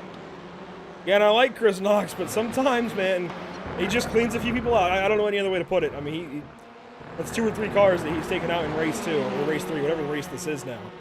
And I mean, he's 6th and they're crashed out. And that's unfortunate. And Chris, I mean, he's never going in. Be clear here. It's not like he's trying to crash people. He's called Super Sender in the Discord for a reason. But it's unfortunate when, well, we have cars taken out on lap 1. That's all there is to it. But anyways, 9 minutes and change to go here. James Holman is leading, and that is one of Chris's teammates. Neil Farrier got on 3, so Farrier's putting a good race 3 together here as Ian Manners has trouble. Manners is turned around between 6 and 7. It looks like that might have been his own doing, potentially. Neil Farrier follows the line into turn 10. Right on the back end here of Tom Mayo. Yeah, wasn't Tom Mayo part of RD Simsport as well?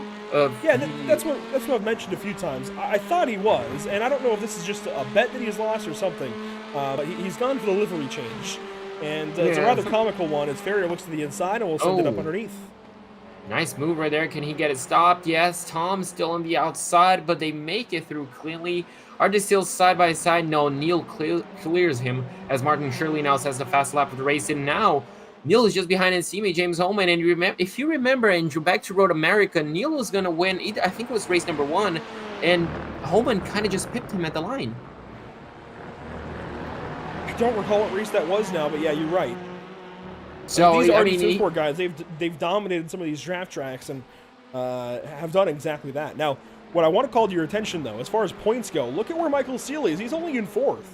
He comes in with an advantage today, and he's able to cover up a run like this in race number 3, where RD Simsport is dominating the top 5, otherwise top 6 even.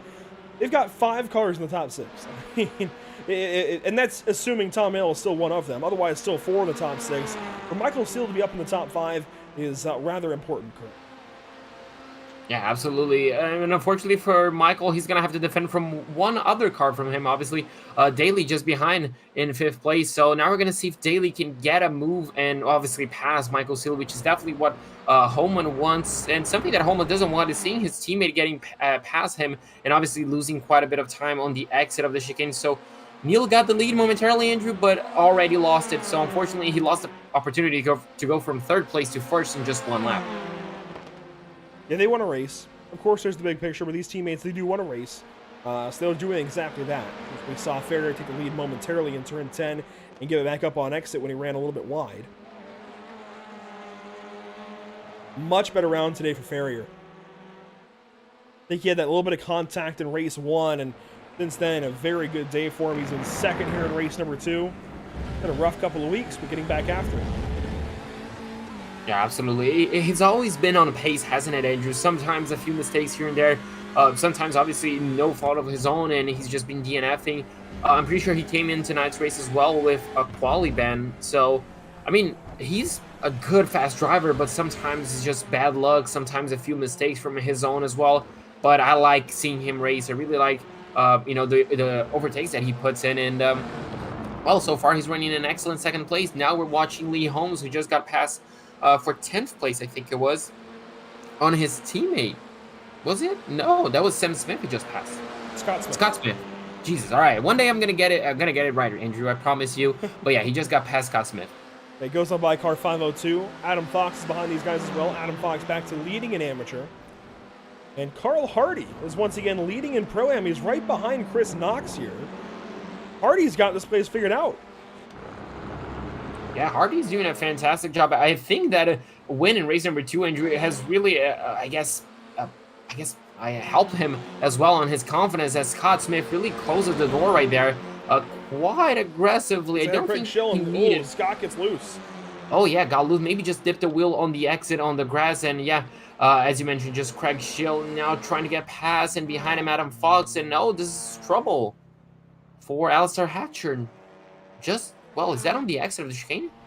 Not sure where that was, to be honest with you, but he will tow back to the pit lane as our leaders will go after it in a turn 6. I say go after it. They're nose to tail to tail. 3 cars in a line as these guys still battle. Adam Fox, Scott Smith, and more. Fox goes on by. There goes Robin Walters. And Scott Smith is a bit slow at a turn 5, so a bit compromised there. Loses a couple of positions, down to 13th position now as Craig Schill rejoins the top 10. Adam Fox in 11th could join if he's able to get by car 582. Now, Craig needs all the points he can get here, so Lee may even want to consider picking his teammate up, trying to draft with him here. Craig could really use the points in a race where James Neve is 25th. This is exactly what car 582 needs. Yeah, absolutely. He's doing a fantastic job, but he needs to hold himself in the top 10. He needs to get the best result possible, doesn't he, Andrew? He just needs to make sure he outscores Neve as much as he can tonight. And looks like he's going to be in. He's going to lose actually 2 positions. Maybe. Oh yeah, he could have that straight line speed. Could explain a bit of the lack of straight line speed. He got, lost 2 positions on on one straightaway, and he might lose a 3rd one right here. So, kind of moving backwards. As soon as we start talking about him, Andrew, is this the curse happening in absolute life? I don't think it's quite as bad as when we saw recently. I called a caution just about perfectly on Sunday at Darlington, but Sam Smith into the pit lane here. Car 527. Don't usually get an opportunity to use our pit lane cameras at these racetracks, but he is headed down for, it looks like, a penalty, potentially for off tracks here in race 3. You know what I wouldn't mind seeing in future seasons for BSR is longer races. You know, mixing up the rounds where maybe they have the classic sprint race structure one week and then they have, you know, a 30, 45-minute race the next week with pit stops. I wouldn't mind seeing that variety. If you keep the overall time, I guess, of actual racing in 1 hour, I guess they could really spice it up. 2 30-minute races, 1:45 and 1:15. They could really play quite a lot in this 1 hour format. And I guess it would be pretty fun and just seeing these guys darting back into the pit lane maybe and throw a bit of strategy. But who knows, maybe that's talks for the future. Meanwhile, Robin Walters just got past Adam Fox for 10th place on the straightaway. Can Adam do anything about it on the chicane? He's definitely going to try. He's alongside. Ooh. He's going to have to cut the chicane. He's going to incur the slowdown penalty, I think. Potentially. He gave up a good bit of time in the corner, so it might not be so bad for him. If he does have to give up a spot, it would be to Scott Smith just behind. Runs through the grass there just a little bit. Scott Smith and Craig Schill. Oh, Scott's into the pit lane. A penalty, I'd imagine. Yeah, he just... Yeah, could be with only 2 minutes and 30. Wow. Scott Smith down the pits now. And he's coming into his box even. Alrighty then. Up to our leaders then. It's still Farrier over Holman over Mayo. This is about the least exciting battle for a win we've had all week. That's something interesting to say, isn't it? The least exciting battle for the lead that we've had. But yeah, these two have going at it, and I think Tom Mayle is just... I'm not pretty sure if he's just waiting for his opportunity or he's just happy about 3rd place.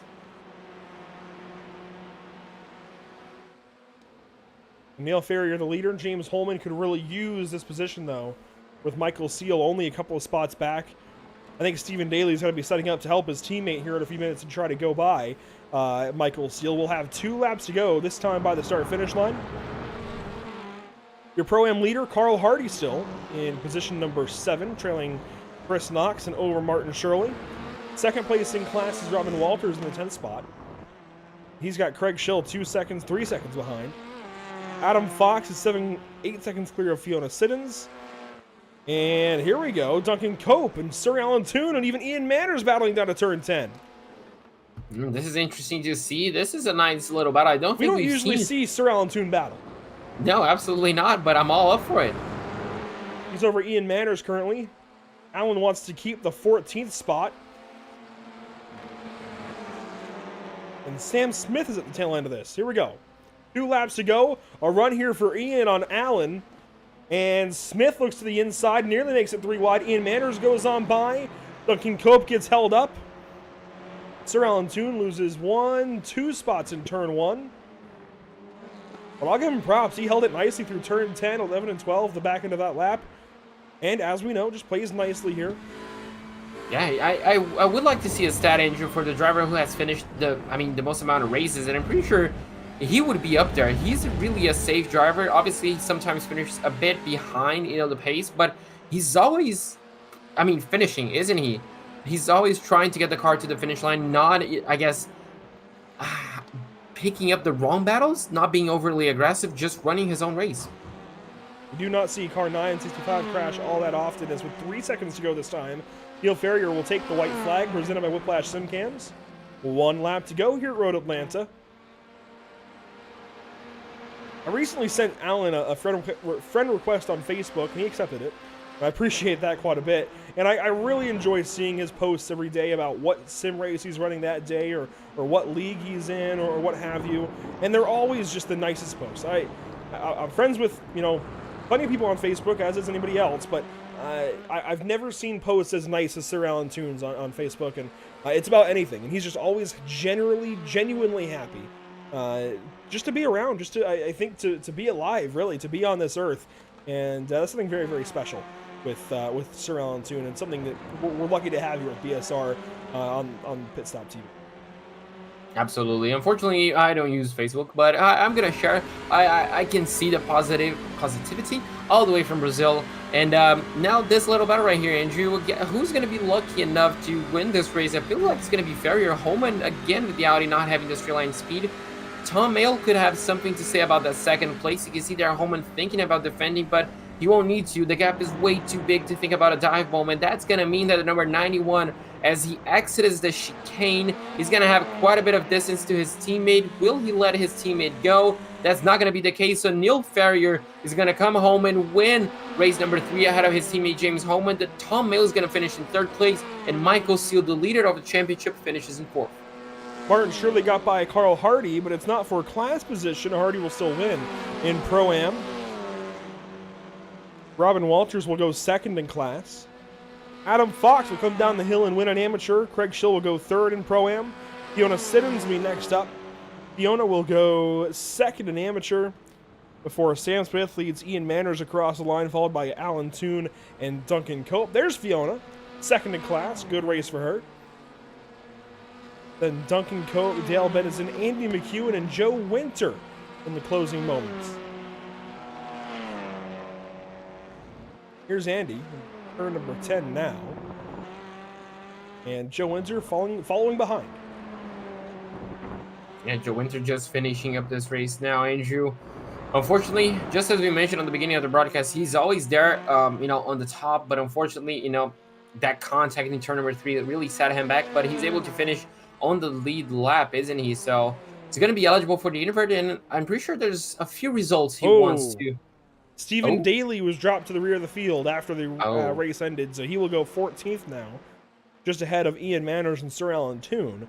And that promotes Chris Knox to a top 5 finishing position, just behind Michael Seal. So a few results changing there at the end. Let's go ahead and get our invert ready then for race number, I guess the end of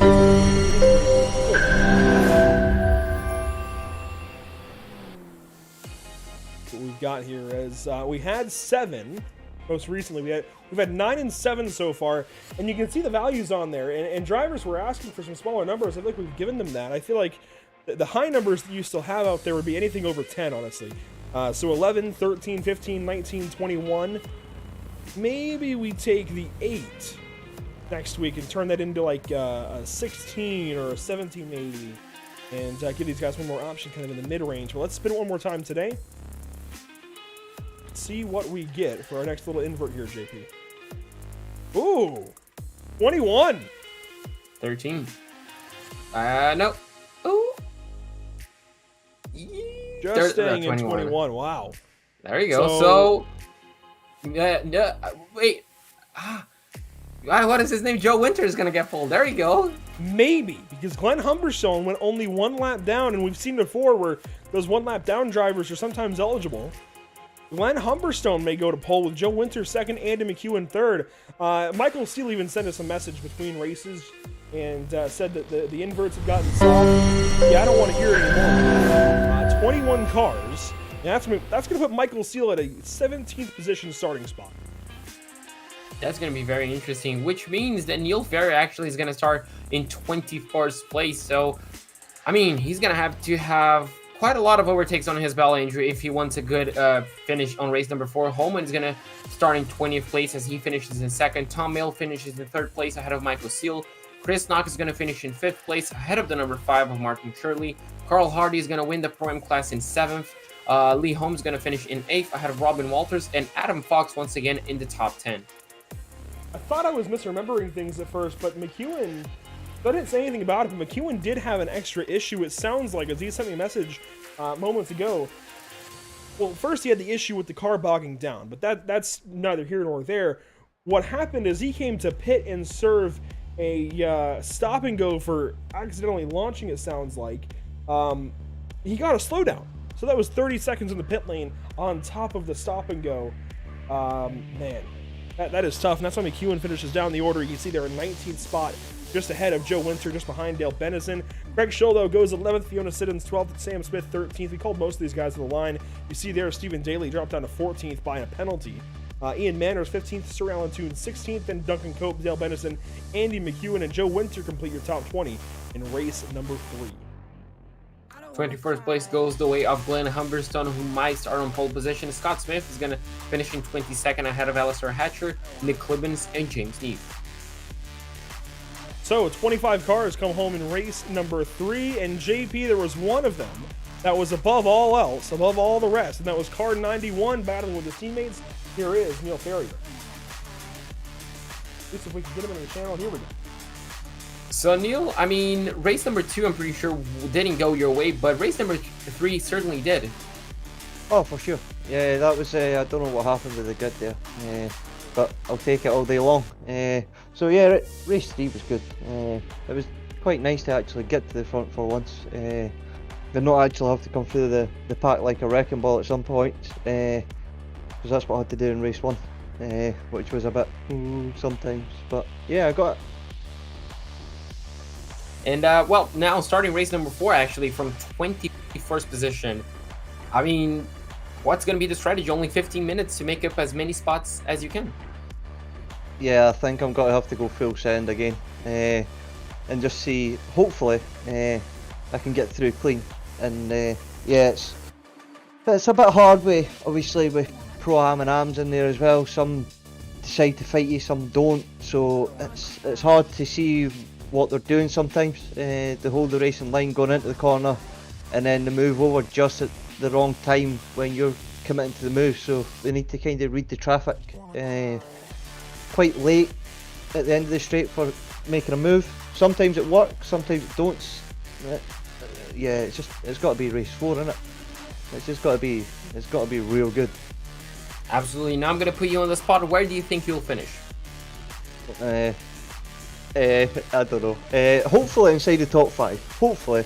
I managed to get myself through the pack to, what was it, P5 or something in race 1. So yeah, I'll see where I can go for there. Absolutely. So with that being said, I'm going to let you focus. I'm going to keep in mind the top 5. And, well, if it works out, maybe, I don't know, we'll see some forfeit. But best of luck, Neil. Oh, please don't. I don't want to forfeit. But yeah, no, again, thanks boys for putting the stream on. It's good. Absolutely. Thank you for putting on the show for us on track. And with that being said, I'm going to let you focus, and hopefully we can talk to you at the end of the race. Thanks, boys. Speak to you in a bit. Absolutely. And Andrew, that was Neil Ferrier. Top 5 for him. I mean, I was going to say I'll buy you a beer if you finish in the top 5, but I mean, the British pound is quite expensive. So I'm glad I just had forfeit.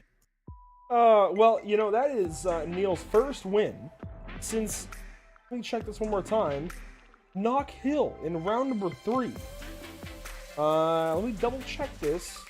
Yeah, that is his first win, at least that we have on record, since round number 3 in race number 2. So it's been a little bit since Car 91 has got a victory lane. Good to see him back on top of the scoring pylon and going to victory lane today over James Holman and Tom Mayle. But we've got one more race to go here at the virtual Michelin Raceway, Road Atlanta. Do not go anywhere. At least I wouldn't recommend doing so, as we've got 15 more minutes of BSRTC action. That is 11 more laps here from Road Atlanta. Stick with us here at Pit Stop TV.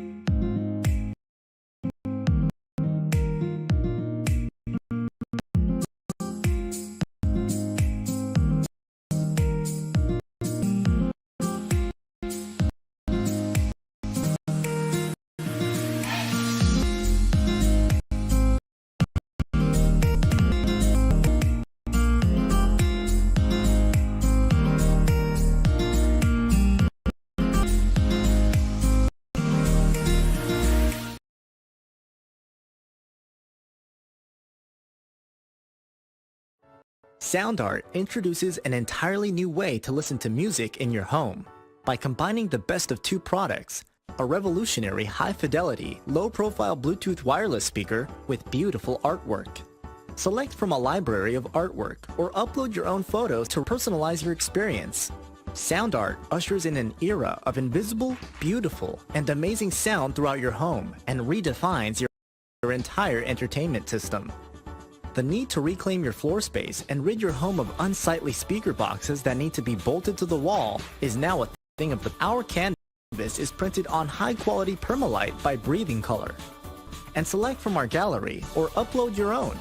Standard sizes include 16 by 20 and 18 by 24 canvas wrapped. Custom sizing is available, as well as surround sound options.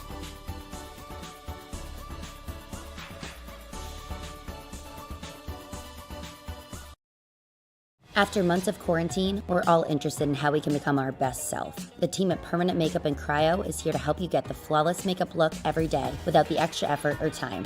When it comes to your appearance, you deserve the best care that money can buy.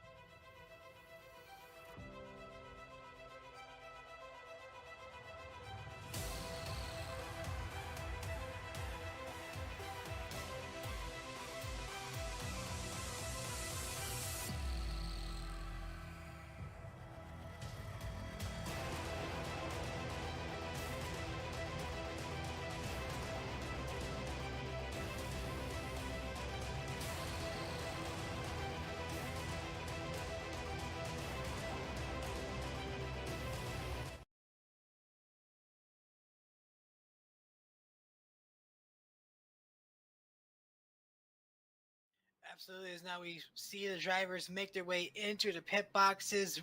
Dobbs, Robertson, Kinder, Barlow going to go all through four of them and take his place on the first pit stall. Wide bracket falling in behind. 2 laps to go. This is Zach Arnold on the outside. Merrick Watchorn. Scott Fritz now off of turn number 4 for what might be the final time. First restart overtime, as now Fritz going to get a huge jump. Alan Dobbs gets caught sleeping, as now he's going to get stuck behind Ronnie Shark Jr., who tries to give the bumper as he tries to defend from Alan Dobbs. As now down the back straightaway with 2 laps to go, he is in a good spot to get this win.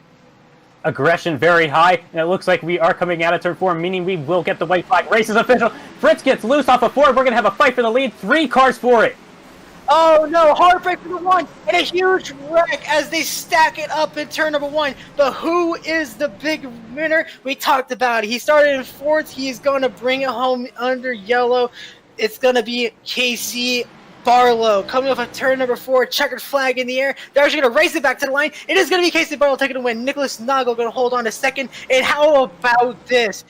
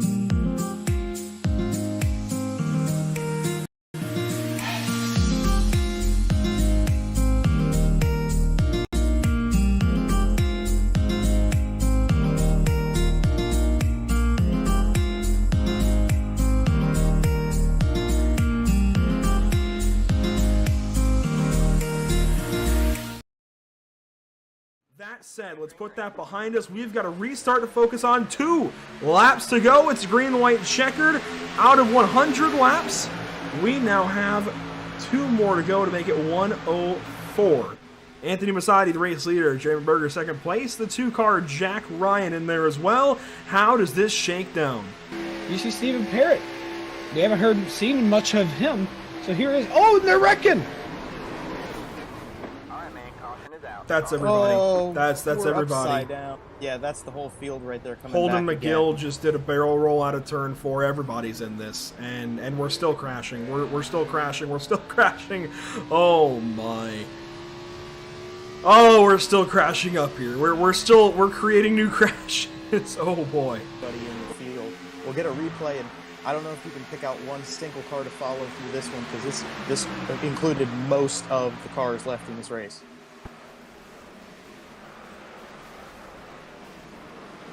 If you look at that, Landon Durhold was the only person to get through that.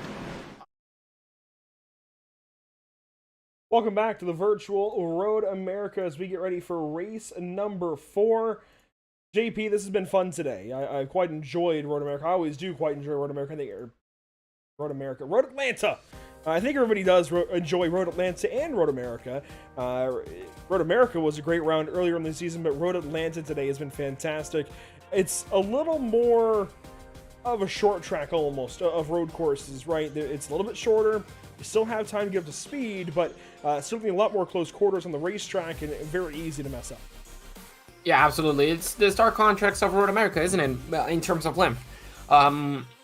But it's just so much fun. That's, I think, the reason why we have the Petit Le Mans that everybody kind of looks forward to each and every single year, not only on iRacing, but obviously on the real-life counterpart as well. It's just a fun, challenging, unforgiving, beautiful circuit, and I guess that's why we all love it. And now, Andrew, with the background you just English that you just showed us, there we go. I mean, it's just a fitting way once again for the BSR to cap off yet another round, isn't it? Yeah, this is going to be a great way, I think, to cap things off. One more 15-minute race, 11 laps, and, well, full grid invert is always a whole lot of fun, at least just about full. It does leave out one driver that finished 1 lap down, but otherwise, Glenn Humberstone on pole. Joe Winter will start from second, then Andy McEwen, Dale Bennison, Sir Alan Toon, Ian Manners, Stephen Daly, Sam Smith, Fiona Siddons, Craig Chill, Adam Fox, Robin Walters, Lee Holmes, Carl Hardy, Martin Shirley, Chris Knox, Michael Seal, Tom Mayle, James Holman, and Neil Ferrier down in the 20th spot. So one driver that would have been inverted does not take to the grid, as there you go, red lights are on, green lights on the way. One more race at Road Atlanta for round number 8 in BSRTC, and the green flag is out.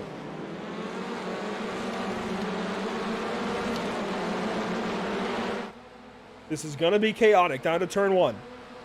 Winter leads, Humberstone second, then McEwen. Contact already, 1 car off, 2 cars off, 3, 4. Shirley's involved. Clibbins and Ferrier in it. More contact. That was Sir Alan Toon and Carl Hardy. No, so a lot of big names, Andrew, that have already tasted victory on each of their classes tonight have already fallen victim already on lap number 1. We can see a few cars also on the bottom of the S's. Looks like they all sorted themselves out, but quite a few cars have struggled to finish lap number 1 today. Cars involved in lap 1. Martin Shirley, Neil Ferrier, Nick Clibbins, Alan Toon, Robin Walters, Carl Hardy. There you go. So quite a few names, and I think they're all back on the pit lane, Andrew. I don't think they're racing. But yeah, a few of them continue. Shirley, Ferrier, and Clibbins kept going. Sir Alan Toon, Robin Walters, Carl Hardy have all parked it. Yeah, just really unfortunate. Well, cutting back to these guys, you can see a lot of headlight action, a few drivers going side by side. Are we going to see 3 wide already in lap number 1?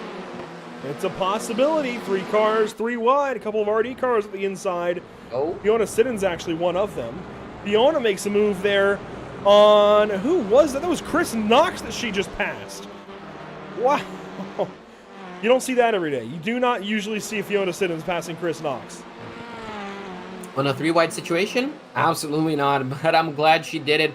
Really good job too. Well, to be in 9th place overall, 2nd place overall in the amateur class. And you can see, oh, even 3 4 That is a little bit of contact there with Mail. Mail up the track. Mail saves it. Maybe. Where is he? There he is, and he saves it. Wow, I mean, wow, indeed. These guys are putting on some Chris Knox amazing in saves. trouble. And Chris is just on the outside of turn 3. Does he have damage?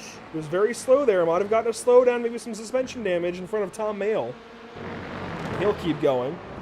Glenn Humberstone and Lee Holmes, teammates.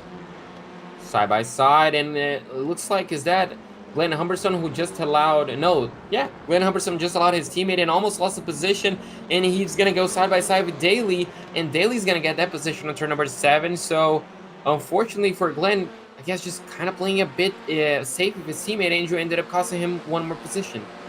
And this place looks fantastic at night. Let's ride on board here with Humberstone. This will show it. The places that iRacing has set up stadium lights around Road Atlanta to match that of the real world. Oh my goodness, this place is fantastic. There's just enough. Just enough. You know, some of the things that I always look forward to night racing, Andrew, especially when you're commentating, going on board a driver and seeing the headlights of other drivers just illuminating the racetrack just ahead. I don't know why, but I always find that so amazing to keep an eye out for. And well, iRacing has done a fantastic job, especially on races like this where we don't have, I guess, floodlights you can call throughout the circuit. Some, well, parts are not even illuminated. Some corners do, some corners don't. You don't have the big stadium lights, but you have the portable lights that are trucked in. You see them, you know, they're on the outside of the S's, just a few there to the right. Just enough to give a little bit of lighting and really make this place pop under the lights. We're on board here with Lee Holmes. He's working on his teammate Craig Schill. Craig Schill's in a three-way battle with Ian Manners and Sam Smith for the Pro-Am lead, as Joe Winter is 2 seconds clear of Andy McEwen for the race lead. Glenn Humberstone is the top amateur driver currently. Adam Fox is the next. Fiona Siddons actually just behind Adam. Yeah, Fiona looks like lost 2 positions on this lap because on the digital display it looks like it was counted as 11th, and she's currently in 13th. So may have lost a few spots, but still very well in the fight with Adam Fox there for a second place actually in the amateur class, and obviously Alistair Hatcher just behind her. So this is an interesting battle right here between the amateur drivers, and you can see there Adam Fox going defensive, Fiona taking a bit easier as well, and you can see there how much Alistair has caught up to her. Joe Winter goes purple. Our leaders spreading out a little bit, aside from Stephen Daly and Craig Schill, who are still pretty close together.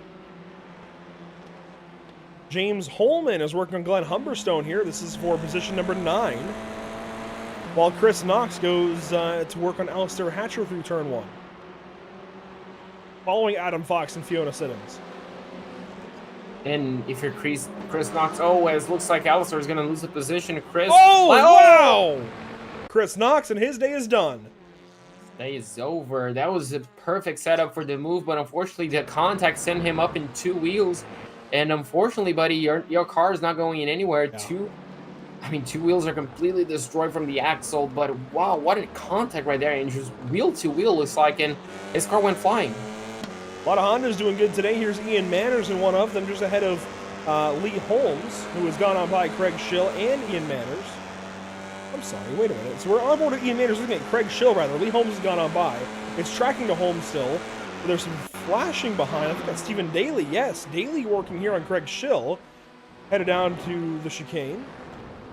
Daly is going to get ahead of the 582 and just behind now Ian Manners and car 501. So those Pro-Am guys that were battling first, second, and third in class are now split up, and here comes Michael Seal. Yeah, Michael Seal just wasting no time. He already getting the position on the inside of 12, and there you go. He moves himself up into 7th, and now he's obviously chasing Daly just ahead, and you can see that Craig Schill. Not pretty sure if that's out of frustration, Andrew, and Michael Seal, well, looks like he just returns the favor, just blinks a bit of the headlights as well. Yeah, Craig Schill, I think, not appreciating that the pro drivers have split that battle up. Stephen Daly close to Ian Manners, but Lee Holmes and Sam Smith have left each other. And really, I mean, you're looking at second gaps through most of, if not more, through most of the top 5 here. The closest is Lee Holmes to Sam Smith, and this gap might come down as the race goes on. Is just inside of 1 second. It's going to be interesting to see if Lee can catch up. Obviously, he, with the slipstream injury, he's really going to close up quite a bit if he gets a good exit out of 7. Looks like he does so. And, actually, I take that back. He does, and you can see the gap really increasing. And only on the halfway part of the straightaway, just around here, he should be able to start reeling Smith back in. And there you go, he does so. Unfortunately, a bad exit out of 7 injured. That's pretty much going to, well, leave him where he is. Stephen Daly working on Ian Manners. Daly goes way out to the left side to get a move down to the inside made. Goes on by Ian Manners, takes that 5th spot away. Michael Seal will now have an opportunity, and Holman is 2 cars behind Seal. So Seal starting to outscore Holman, at least in this race, and he needs to. He needs to keep this lead alive. And so far today, it looks like the gap has actually swung Holman's way. Yes, Holman is 39 points ahead of Michael Seal right now, if the totals are accurate. And, well, but luckily Michael has 2 positions over Holman overall, obviously just 1 position in class. So if it finishes like this, I mean, Seal is going to get a few extra points, but is it going to be enough to dethrone Holman from the Provisional Championship League? 2 rounds in this race to go, and it seems like Seal might have to fight back. He comes into today with a pretty healthy lead, and that has been thrown away somehow. He goes on by Ian Manners. That's good for 6th. Now 2 cars cushioning he and Holman. On board at the Audi in the 9th spot. Yeah, he gets a good view out of Craig Schill and Ian Manners. And he also can see his championship rival Andrew just 2 cars ahead of him. Actually, 3 cars ahead of him. I'm not quite sure how that works. But either way, he can see the number 57 out of his windshield. So we're going to have to wait and see how he attacks Craig. Does he go down the inside? No, he takes it a little bit easier. I guess at this point he knows, Andrew probably knows that he's leading the championship and he needs to take it easy. No point in going for crazy moves. And just like that, by taking it easy through the chicane, he gets a good run out of it. And, well, by turn 12, he cleared Craig Schill. Now he's up into 8th place. Good move there from Holman. Grabs the spot. Behind these guys, James Neve is now going to work on Craig Schill. And these 2 are your top 2 in Pro-Am standings coming into today. But Ian Manners is getting closer and closer and closer to Craig Schill for that 2nd spot. And James Neve continues to open up a lead. Yeah, and James has the opportunity to close up to Craig Schill actually on track, Andrew. He's just, what, 0.3 of a second, 0.4 of a second behind Craig. So, yeah, you can see just visually how close they are to one another. So James could even extend this gap on track right here on race number 4. So if you're Craig right now, you have to really turn on the defensive mode because you have to hope that Holman gets past Manners as quickly as possible so you have your chance to overtake. But you can see that a bad exit out of 7, and that's really going to allow James to really close up the gap. James Holman a little bit slow out of 7. Here comes Craig Schill. Actually, Ian Manners getting the nose on him for now. And down to turn 10, Manners almost had the spot, but Holman heavy on the brakes, and I said that car is good into corners, under braking, and right there showing its strengths. Absolutely, and behind him you can see Neve actually got past Craig Schill as well. So that was a double move on the entry, on the braking zone of the chicane. So good job for both of them. And now Neve has a clear shot at 2nd place on his class, Andrew. Ian Manners just ahead of him. It got much darker very suddenly, didn't it? Yeah, I was just going to say that. It got way darker all of a sudden. It feels like a time lapse almost. Yeah, I guess we've got 0x turned off and 1x sun turned on, and I like that, by the way. We like the time progression here. Lee Holmes is working on Sam Smith. This is for 3rd spot on the racetrack. This could be a heated battle. This is a slippery slope if Sam lets Lee go. It's only a 3-car cushion, and if pros start just going on by, it wouldn't take long. And actually now a 4-car gap as Holman gets on by Manners again. Still, it's a very slippery slope for Sam Smith to play with. You don't want to let too much time go here, letting pros go on by, and you want to get those points if you can. Now Sam comes into today at 17th in points, so the points don't matter too much, but certainly the result does. Yeah, absolutely. He wants to finish as high as he can, and at this moment, Andrew, if he lifts off the throttle to let Lee Holmes by, he's going to have to do it in a perfect spot because Daly's really close, Michael Seal's really close, and Holman is just barely 2 seconds away from Seal, so he needs to pick up perfect place to do so, as James Neve looks like just got past Ian Manners as well. So 2 moves and 2 laps for Neve. I mean, an excellent job. Neve now into the 8th spot, putting points between he and Craig Schill. Adam Fox has dropped down the order. Adam's got some trouble here. It looks like maybe some damage. Yes, he does on the nose of that car. Lee Holmes passed up by Stephen Daly into turn 1. Did not expect that. Yeah, did not expect that at all. So maybe a bad run out of the chicane allowed Daly to really close up and, well, pass Lee. Interesting. No, that happened actually in turn number 1, and you can see from the digital number on the car, Lee is counting as 4th place. So that happened into turn number 1, or that was either a drag race. But either way, Lee lost the position, and Daly, well, Sam just is going to allow them by, I think. As soon as it looked good for Sam Smith to hold on to that spot, it looks, well, the other way. And Sam gets right in front of Lee Holmes. This battle is going to change a lot. Here comes Michael Seal to the inside. Moves Holmes out of the way. A bit of a door check there. Oh, that's going to be interesting. Now Lee is going to have a bad exit. Unfortunately, not going to be able to catch up to Michael on this straightaway. But yeah, Michael saw the opportunity, went for it, Andrew. A bit of door banging, touring car racing, and well, he's up into 5th place. Now a gap from Sam Smith back to Michael Seal. Sam might be able to hold on to that spot. Seal flashing. Oh, Sam looked to the inside of Stephen Daly for a moment. Want to be careful of that. Don't want to slow yourself down to Michael Seal too much. Yeah, absolutely. I mean, Sam, I think, had the perfect opportunity if he wanted Andrew to allow all 3 of them by, if he didn't want to pick up a battle.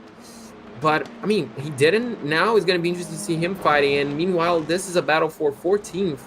This is Fiona Siddons, isn't it, for 14th? Alistair Hatcher very close here, trying to take the spot away. This is for 2nd, and these 3 place. are all in line for amateur, actually. Glenn Humberstone, right ahead of these guys, is the race leader currently in amateur.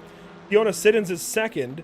Alistair Hatcher is 3rd. Adam Fox is 4th. So these 3 cars are all in a line for the amateur top 3 currently, with just 50 seconds to go. 2 laps to go the last time by the stripe.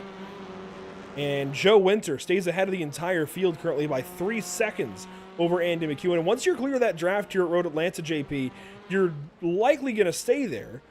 We saw that be, not quite as true on Tuesday with 5-star, but usually if you can get clear of the field and break the draft, you're looking good. Yeah, absolutely. And I mean, if you have the pace, consistency, as Winter has, I mean, you're going to be golden if you break away from that slipstream. You just need to hit your marks, keep doing what you're doing. And at that point, it's just, you're pretty much on a rail track. You're pretty much like following, a train track. You're just going to be on rails. And that's exactly what he's been doing so far. And yeah, as you mentioned, wide flag. 1 more lap for him. What a dominating drive. Battle here. Michael Seal goes on by Sam Smith. Now 2 cars from Sam back to the nearest competition in class, but the time that he's got is quite good. And actually, Sam looks back to the inside of Michael Seal there as we get the white flag presented by Whiplash Simcams. James Neve is the nearest Pro-Am competition. That's the gap there. That bright blue car ahead, back to this blue and orange, number 507. So you can kind of see there, if you're tracking that bright blue car way up the road, kind of what this gap is. So there's still plenty of room here for Sam Smith, but he's got to be careful nonetheless as he works through turn number 5 now. And in amateur, we talked about Glenn Humberstone being close to Fiona Siddons. Glenn has left them by an extra second now, so it's only Fiona and Alistair Hatcher battling down the S's here. It seems like Alistair's being held up just that little bit. Yeah, it's going to be interesting. It's going to be the final opportunity for Alistair to make a move either on turn 6, 7, obviously, or at the end of the straightaway down into the chicane. That's going to be interesting as Sam Smith flashes his headlights at Michael Seal. So I'm not quite sure if that's out of frustration, what is happening, but you can see even more flashing, quite a bit of flashing. I think that's just getting back at Michael, because Michael's usually the one to flash. But here we go. Okay. Our race leader, Joe Winter, through turn 11 and 12, will claim a 2nd race win today at Road Atlanta. 2 wins in Georgia for car 11. What a fantastic drive for him. Well-deserved. McEwen as well, clearing Stephen Daly by well over 5 seconds. So an excellent job from him. Oh, Seal almost gets him on the line. And Sam Smith is going to come home in 5th place to win the Pro-Am class. So Joe Winter, 2 wins today. Had not won since race number 1 at Canadian Tire. Gets 2 today And Brazelton, Georgia, now amasses a total of 4 wins this season, tying Chris Knox and putting him 1 win behind Neil Ferrier and Michael Seal. Ferrier, of course, picked up that race 3 win, as here comes Adam Fox to complete our list of cars across the line. 17 cars finished the last one on the lead lap. And what a round we had, Andrew. I mean, Road Atlanta is always a place to come racing, isn't it? Joe Winter is definitely going to be thankful for race number 4. This night, I just love the background. This night glowy pink, I guess you can say, on the background is definitely going to be thanking him as well. McEwen with an excellent race as well in second place, 3.4 seconds away from the leader, but well over 5 seconds ahead of Stephen Daly, who manages to hold off Michael Seal to the line. Sam Smith is going to finish in 5th place, winning the Pro-Am class ahead of Lee Holmes and James Holman in 7th. James Neve is going to finish in 3rd place ahead of Ian Manners and Craig Show. Finishing 11th here in the final race of the day, you get Tom Mayle in car 77. Then Scott Smith finishes 12th.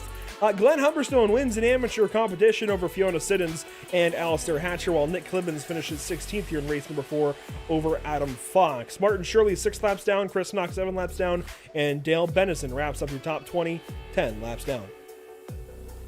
21st place goes the way of Neil Ferrier and 22nd Sir Alan Toon, both of them 10 laps down, and Andrew Robin Walters and Carl Hardy, both of them 11 laps down, unfortunately, in 23rd and 24th respectively. Well, first up, JP, you talked about how he's always there in these races, wins a couple today at Road Atlanta. Joe Winter wins races 2 and 4, and here he is for an interview. So, Joe, I'm always talking about, I actually talked about during the broadcast, you're always there on the first few races, always in the top 5, battling for those positions. What is the secret? Practice, mate, probably. You know, I make sure I get plenty of laps in during the week just to learn the course and get as quick as I can. And then I just try and stay consistent. I mean, I was lucky tonight. Obviously, the 3rd race I got taken out. And had so much damage. I must have been, I don't even, I dread to think how many Ks down I was on the straight, so I just got passed by everybody. But obviously, luckily, the spinning wheel of doom managed to spin in my favour, and I managed to get second on the grid for the 4th race, and I just managed to control it from there. Got the first before the first corner and controlled it from there. And how has the Veloster treated you so far this season? Only a couple of rounds left. I mean, if there were a 3rd season, would you still go for the Veloster? That'd be something I'd have to probably discuss with my teammates. Obviously, we have to run the same car, and I think we've all said at one point in the season that we wish we'd gone for the Elantra, because it does have a clear advantage in quite a lot of places. But I've grown to love it. I've managed to find a setup that really suits it and seems to get the best out of it. So I don't know. It'd be tough to let it go now after a season where I've managed to pick up some wins and some decent results. So we'll have to see. We'd have to see. Absolutely. And coming up to next race at Daytona, I mean, such a slipstream dependent track. How do you practice for that? I don't know, mate, to be honest. In terms of the actual practicing for the slipstream, I'll get into a few sessions with Rob and Martin and see if we can work some things out. But generally, it's solo practice only, so it'll be making the best of the infield in my practice, so I can be hot there, and then I suppose you just gotta see what happens on the long straights and on the banking. It's going to be an interesting one. Well, absolutely. With that being said, Joe, I'm going to wish you the best of luck in practice, and wish you the best of luck on next week's round at Daytona, and hopefully we can talk to you then. Yeah, brilliant. Thanks, guys, and thanks for the broadcast. Great job as ever, and to STR Racing for putting me forward for this. Absolutely. And Andrew, that was Joe Winter, winner of race number 4. A strong contender, as always, for early wins in the day. And I mean, it looked fantastic for him since, I guess, the start of race number 4, and well, as soon as he took the lead, didn't look back. We usually just call these guys by, Team Exemplia or the Exemplia cars, what have you, but Simtech Racing building cars 5 and 11 for Martin Shirley and Joe Winter today. Rob Jackson, thanks for the knowledge there. We hadn't gotten that passed down to us. But next up for driver interviews, potentially the last one of the day, Fiona Siddons nearly has a battle for the race win there in race number 4, at least in the amateur competition. But hey, Fiona, you had a heads-up battle there with Alistair. You almost had Glenn by the end. What happened from your point of view today at Road Atlanta? Oh, it's been fun. Race 1 was boring. I'd got 7 or 8 seconds to the car in front and the same to the car behind me. But races 2 to 4, it was door banging all the way. It's good fun. And Road Atlanta tends to always produce that kind of great racing, side-by-side, draft battles, what have you. What did you feel like was the most important corner here? Probably if I do that, I'd do better than I do. I'm not sure, to be honest. Well, probably the hairpin onto the back straight's more important. There you go. At least by my count, I'd say that's the correct answer. So, Fiona, next week, Daytona, things are going to be completely out the window in more ways than one. Draft battles here and there, and great opportunities to make up points. How do you attack Daytona next week? I don't know. I never seem to get on well with Daytona. I love the track, but just haven't seemed to click with it so far. But we'll see what next week brings. And where you're the points leader here in the touring cars, how do you try and manage your losses potentially? You know, drivers can, we saw it last season, drivers can easily get into the right draft pack and miss a crash and suddenly be in a position to win the race when they wouldn't usually be at Daytona. Do you try and just stay out of those big groups, lag back from them, or you just all out go for it next week? I'm just going to take it as it comes. I'm not making any plans. Just going to take each lap as it comes, never mind each race. Well, there you go. We always kind of ask you these questions, and it's always a very similar answer. But thanks for your time tonight, Fiona. We'll see you next week at Daytona, Tuesday and Thursday. Hopefully, we're talking to you potentially with a race win. Yeah, thank you. And I'll just give a shout out to Roger, who's not with us tonight because he's got the dreaded corona. So get well soon, Roger. Yeah, get well soon, Roger Morton. But hey, again, thanks for your time, Fiona, and definitely pass along our best wishes there to Roger. Hopefully he gets well. Yeah, thank you. Fiona Siddons with a really good effort here at Road Atlanta. And, you know, I thought Roger had already had his bout with that earlier in the year. Not good news then if he's going through it again. And we'll just leave it there. Best of wishes then to Roger Morton. Hopefully he gets well soon. But JP, 4 races done and dusted once again at Road Atlanta. What do you make of it all? I mean, such a fun racetrack, such fun drivers to watch and commentate, Andrew. It's always, I mean, it doesn't really matter the track we go to. The racing is always going to be fantastic, but especially on short tracks like these, you know, like challenging racetracks, it's always so much fun. And, well, it's going to be the dark contracts, I think, from what we're going to see next week. You know, next week is going to be so difficult for the leader to essentially pull away and keep that lead. It's going to be, you know, everybody within a chance of the win. I mean, if you remember last season, we had Craig Schill, an amateur driver, winning the overall race. So, I mean, everything is possible next week, but this week was just so fantastic seeing this TCRs around Road Atlanta. And I'm very much looking forward to seeing how these guys go in the next 2 rounds. Of course, we have Daytona and Sebring next up. And we've seen touring cars at Daytona before. We know it can be a bit like NASCAR, right, where you get the big draft battles and such, the 3-4 wides. But Sebring, I have no clue how that's going to go with touring cars or Miatas. So I'm excited to see how BSR does in the next couple of weeks. Certainly an exciting couple of weeks ahead to determine a few champions. Of course, we've got Pro-Am, and AM that we've got to get champions for. So really exciting times ahead for BSR to finish up this spring season. We talked earlier about broadcast upcoming here at Pit Stop TV. Here's a look at them once again. Saturday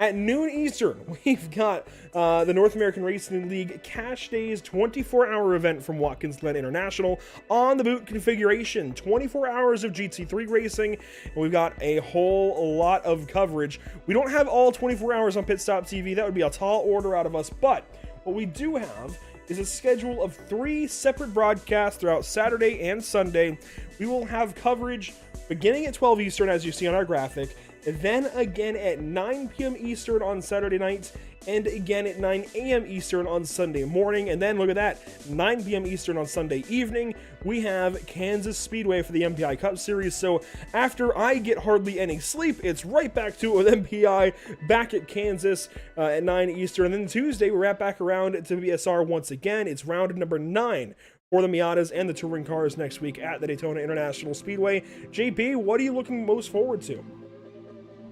I mean, can you say anything? What? That's a trick question, by the way. It has to be the 24, right? Yeah, obviously. I was gonna mention, is there anything else to look forward? I mean, obviously the MPI and BCR, but I mean BSR. But I mean, when you have a 24-hour race with some of the best teams and best drivers out there, I mean, it's just crazy to not think about that. And yeah, I'm excited for it, Andrew. I mean, it's gonna be a whole lot of fun. Those drivers, the strategies are gonna be on points, overtakes. I mean, it's just gonna be a recipe for a fantastic time. I'm very much looking forward to it. And the bit of night racing that you see here is a really good precursor to what we're going to have at Watkins Glen this weekend. Not nearly as many lights. I wish Watkins Glen had some of those floodlights, but you never see Watkins Glen raced at night. So the fact that we're able to do so here on the sim is going to be so special. In fact, I have to go here in a minute and get ready for Watkins Glen stuff, start getting that stuff prepared. It's going to be a lot of fun. Nighttime racing at the Glen is going to be so cool to have here on the channel, and we really do hope that you guys tune in for it. There's racing at all times of the day almost. Just a 6-hour break overnight that we won't have racing, but you should be able to, no matter where you're at in the world, you should be able to see Pit Stop TV coverage of Watkins Glen for the North American Racing League 24-hour this weekend. Again, that is 12 p.m. Eastern, so noon Eastern. That is 4 p.m. GMT when our coverage starts for the first time, and 9 a.m. Pacific time, and that should be 5 then for you guys in Britain. Then our second bit of coverage will start at, I gotta do some math here, 6 p.m. Pacific, 9 p.m. Eastern, 1 a.m. GMT, 2 a.m. British summertime, and then gotta think again here. Our Sunday morning coverage will begin at 6 a.m. Eastern, or 6 a.m. Pacific rather, 9 a.m. Eastern, 1 p.m. GMT, and 2 p.m. British summertime. So again, there's racing for literally anybody in the world on Pit Stop TV this weekend, and that is pretty cool. We don't usually have that round-the-clock kind of thing, but we will this weekend here on Pit Stop TV. It's going to be a lot of fun. That all said, there's a lot of places to keep up with us here at JP, and we certainly recommend that all people do so. A lot of social media is coming up this weekend as well. Yeah, absolutely. We're going to have obviously the live coverage of the 24, but also live updates for throughout the race as well. So make sure you follow us on facebook.com/pitstoptv, twitter.com/pitstoptv_, on instagram.com/pit_stop_tv, and obviously on youtube.com/pitstoptv1. So as we get ready for a 24-hour race this weekend, by all means, you should join us for it, and we'll see you then at noon Eastern, Saturday, or, well, again, 9 a.m. Pacific, or whatever time from there. That is 4 p.m. GMT. So we really do hope to see you then. Otherwise, thanks so much for tuning in this evening to Pit Stop TV for more coverage of BSRTC this season, round number 8 this time at the virtual Road Atlanta. It's been a lot of fun. JP Costa joining me as per usual, and we will see you next time, be it for BSR next week at Daytona, or more hopefully NARL coverage from Watkins Glen this weekend. We certainly appreciate you tuning in, and we will see you next time. Have a great night.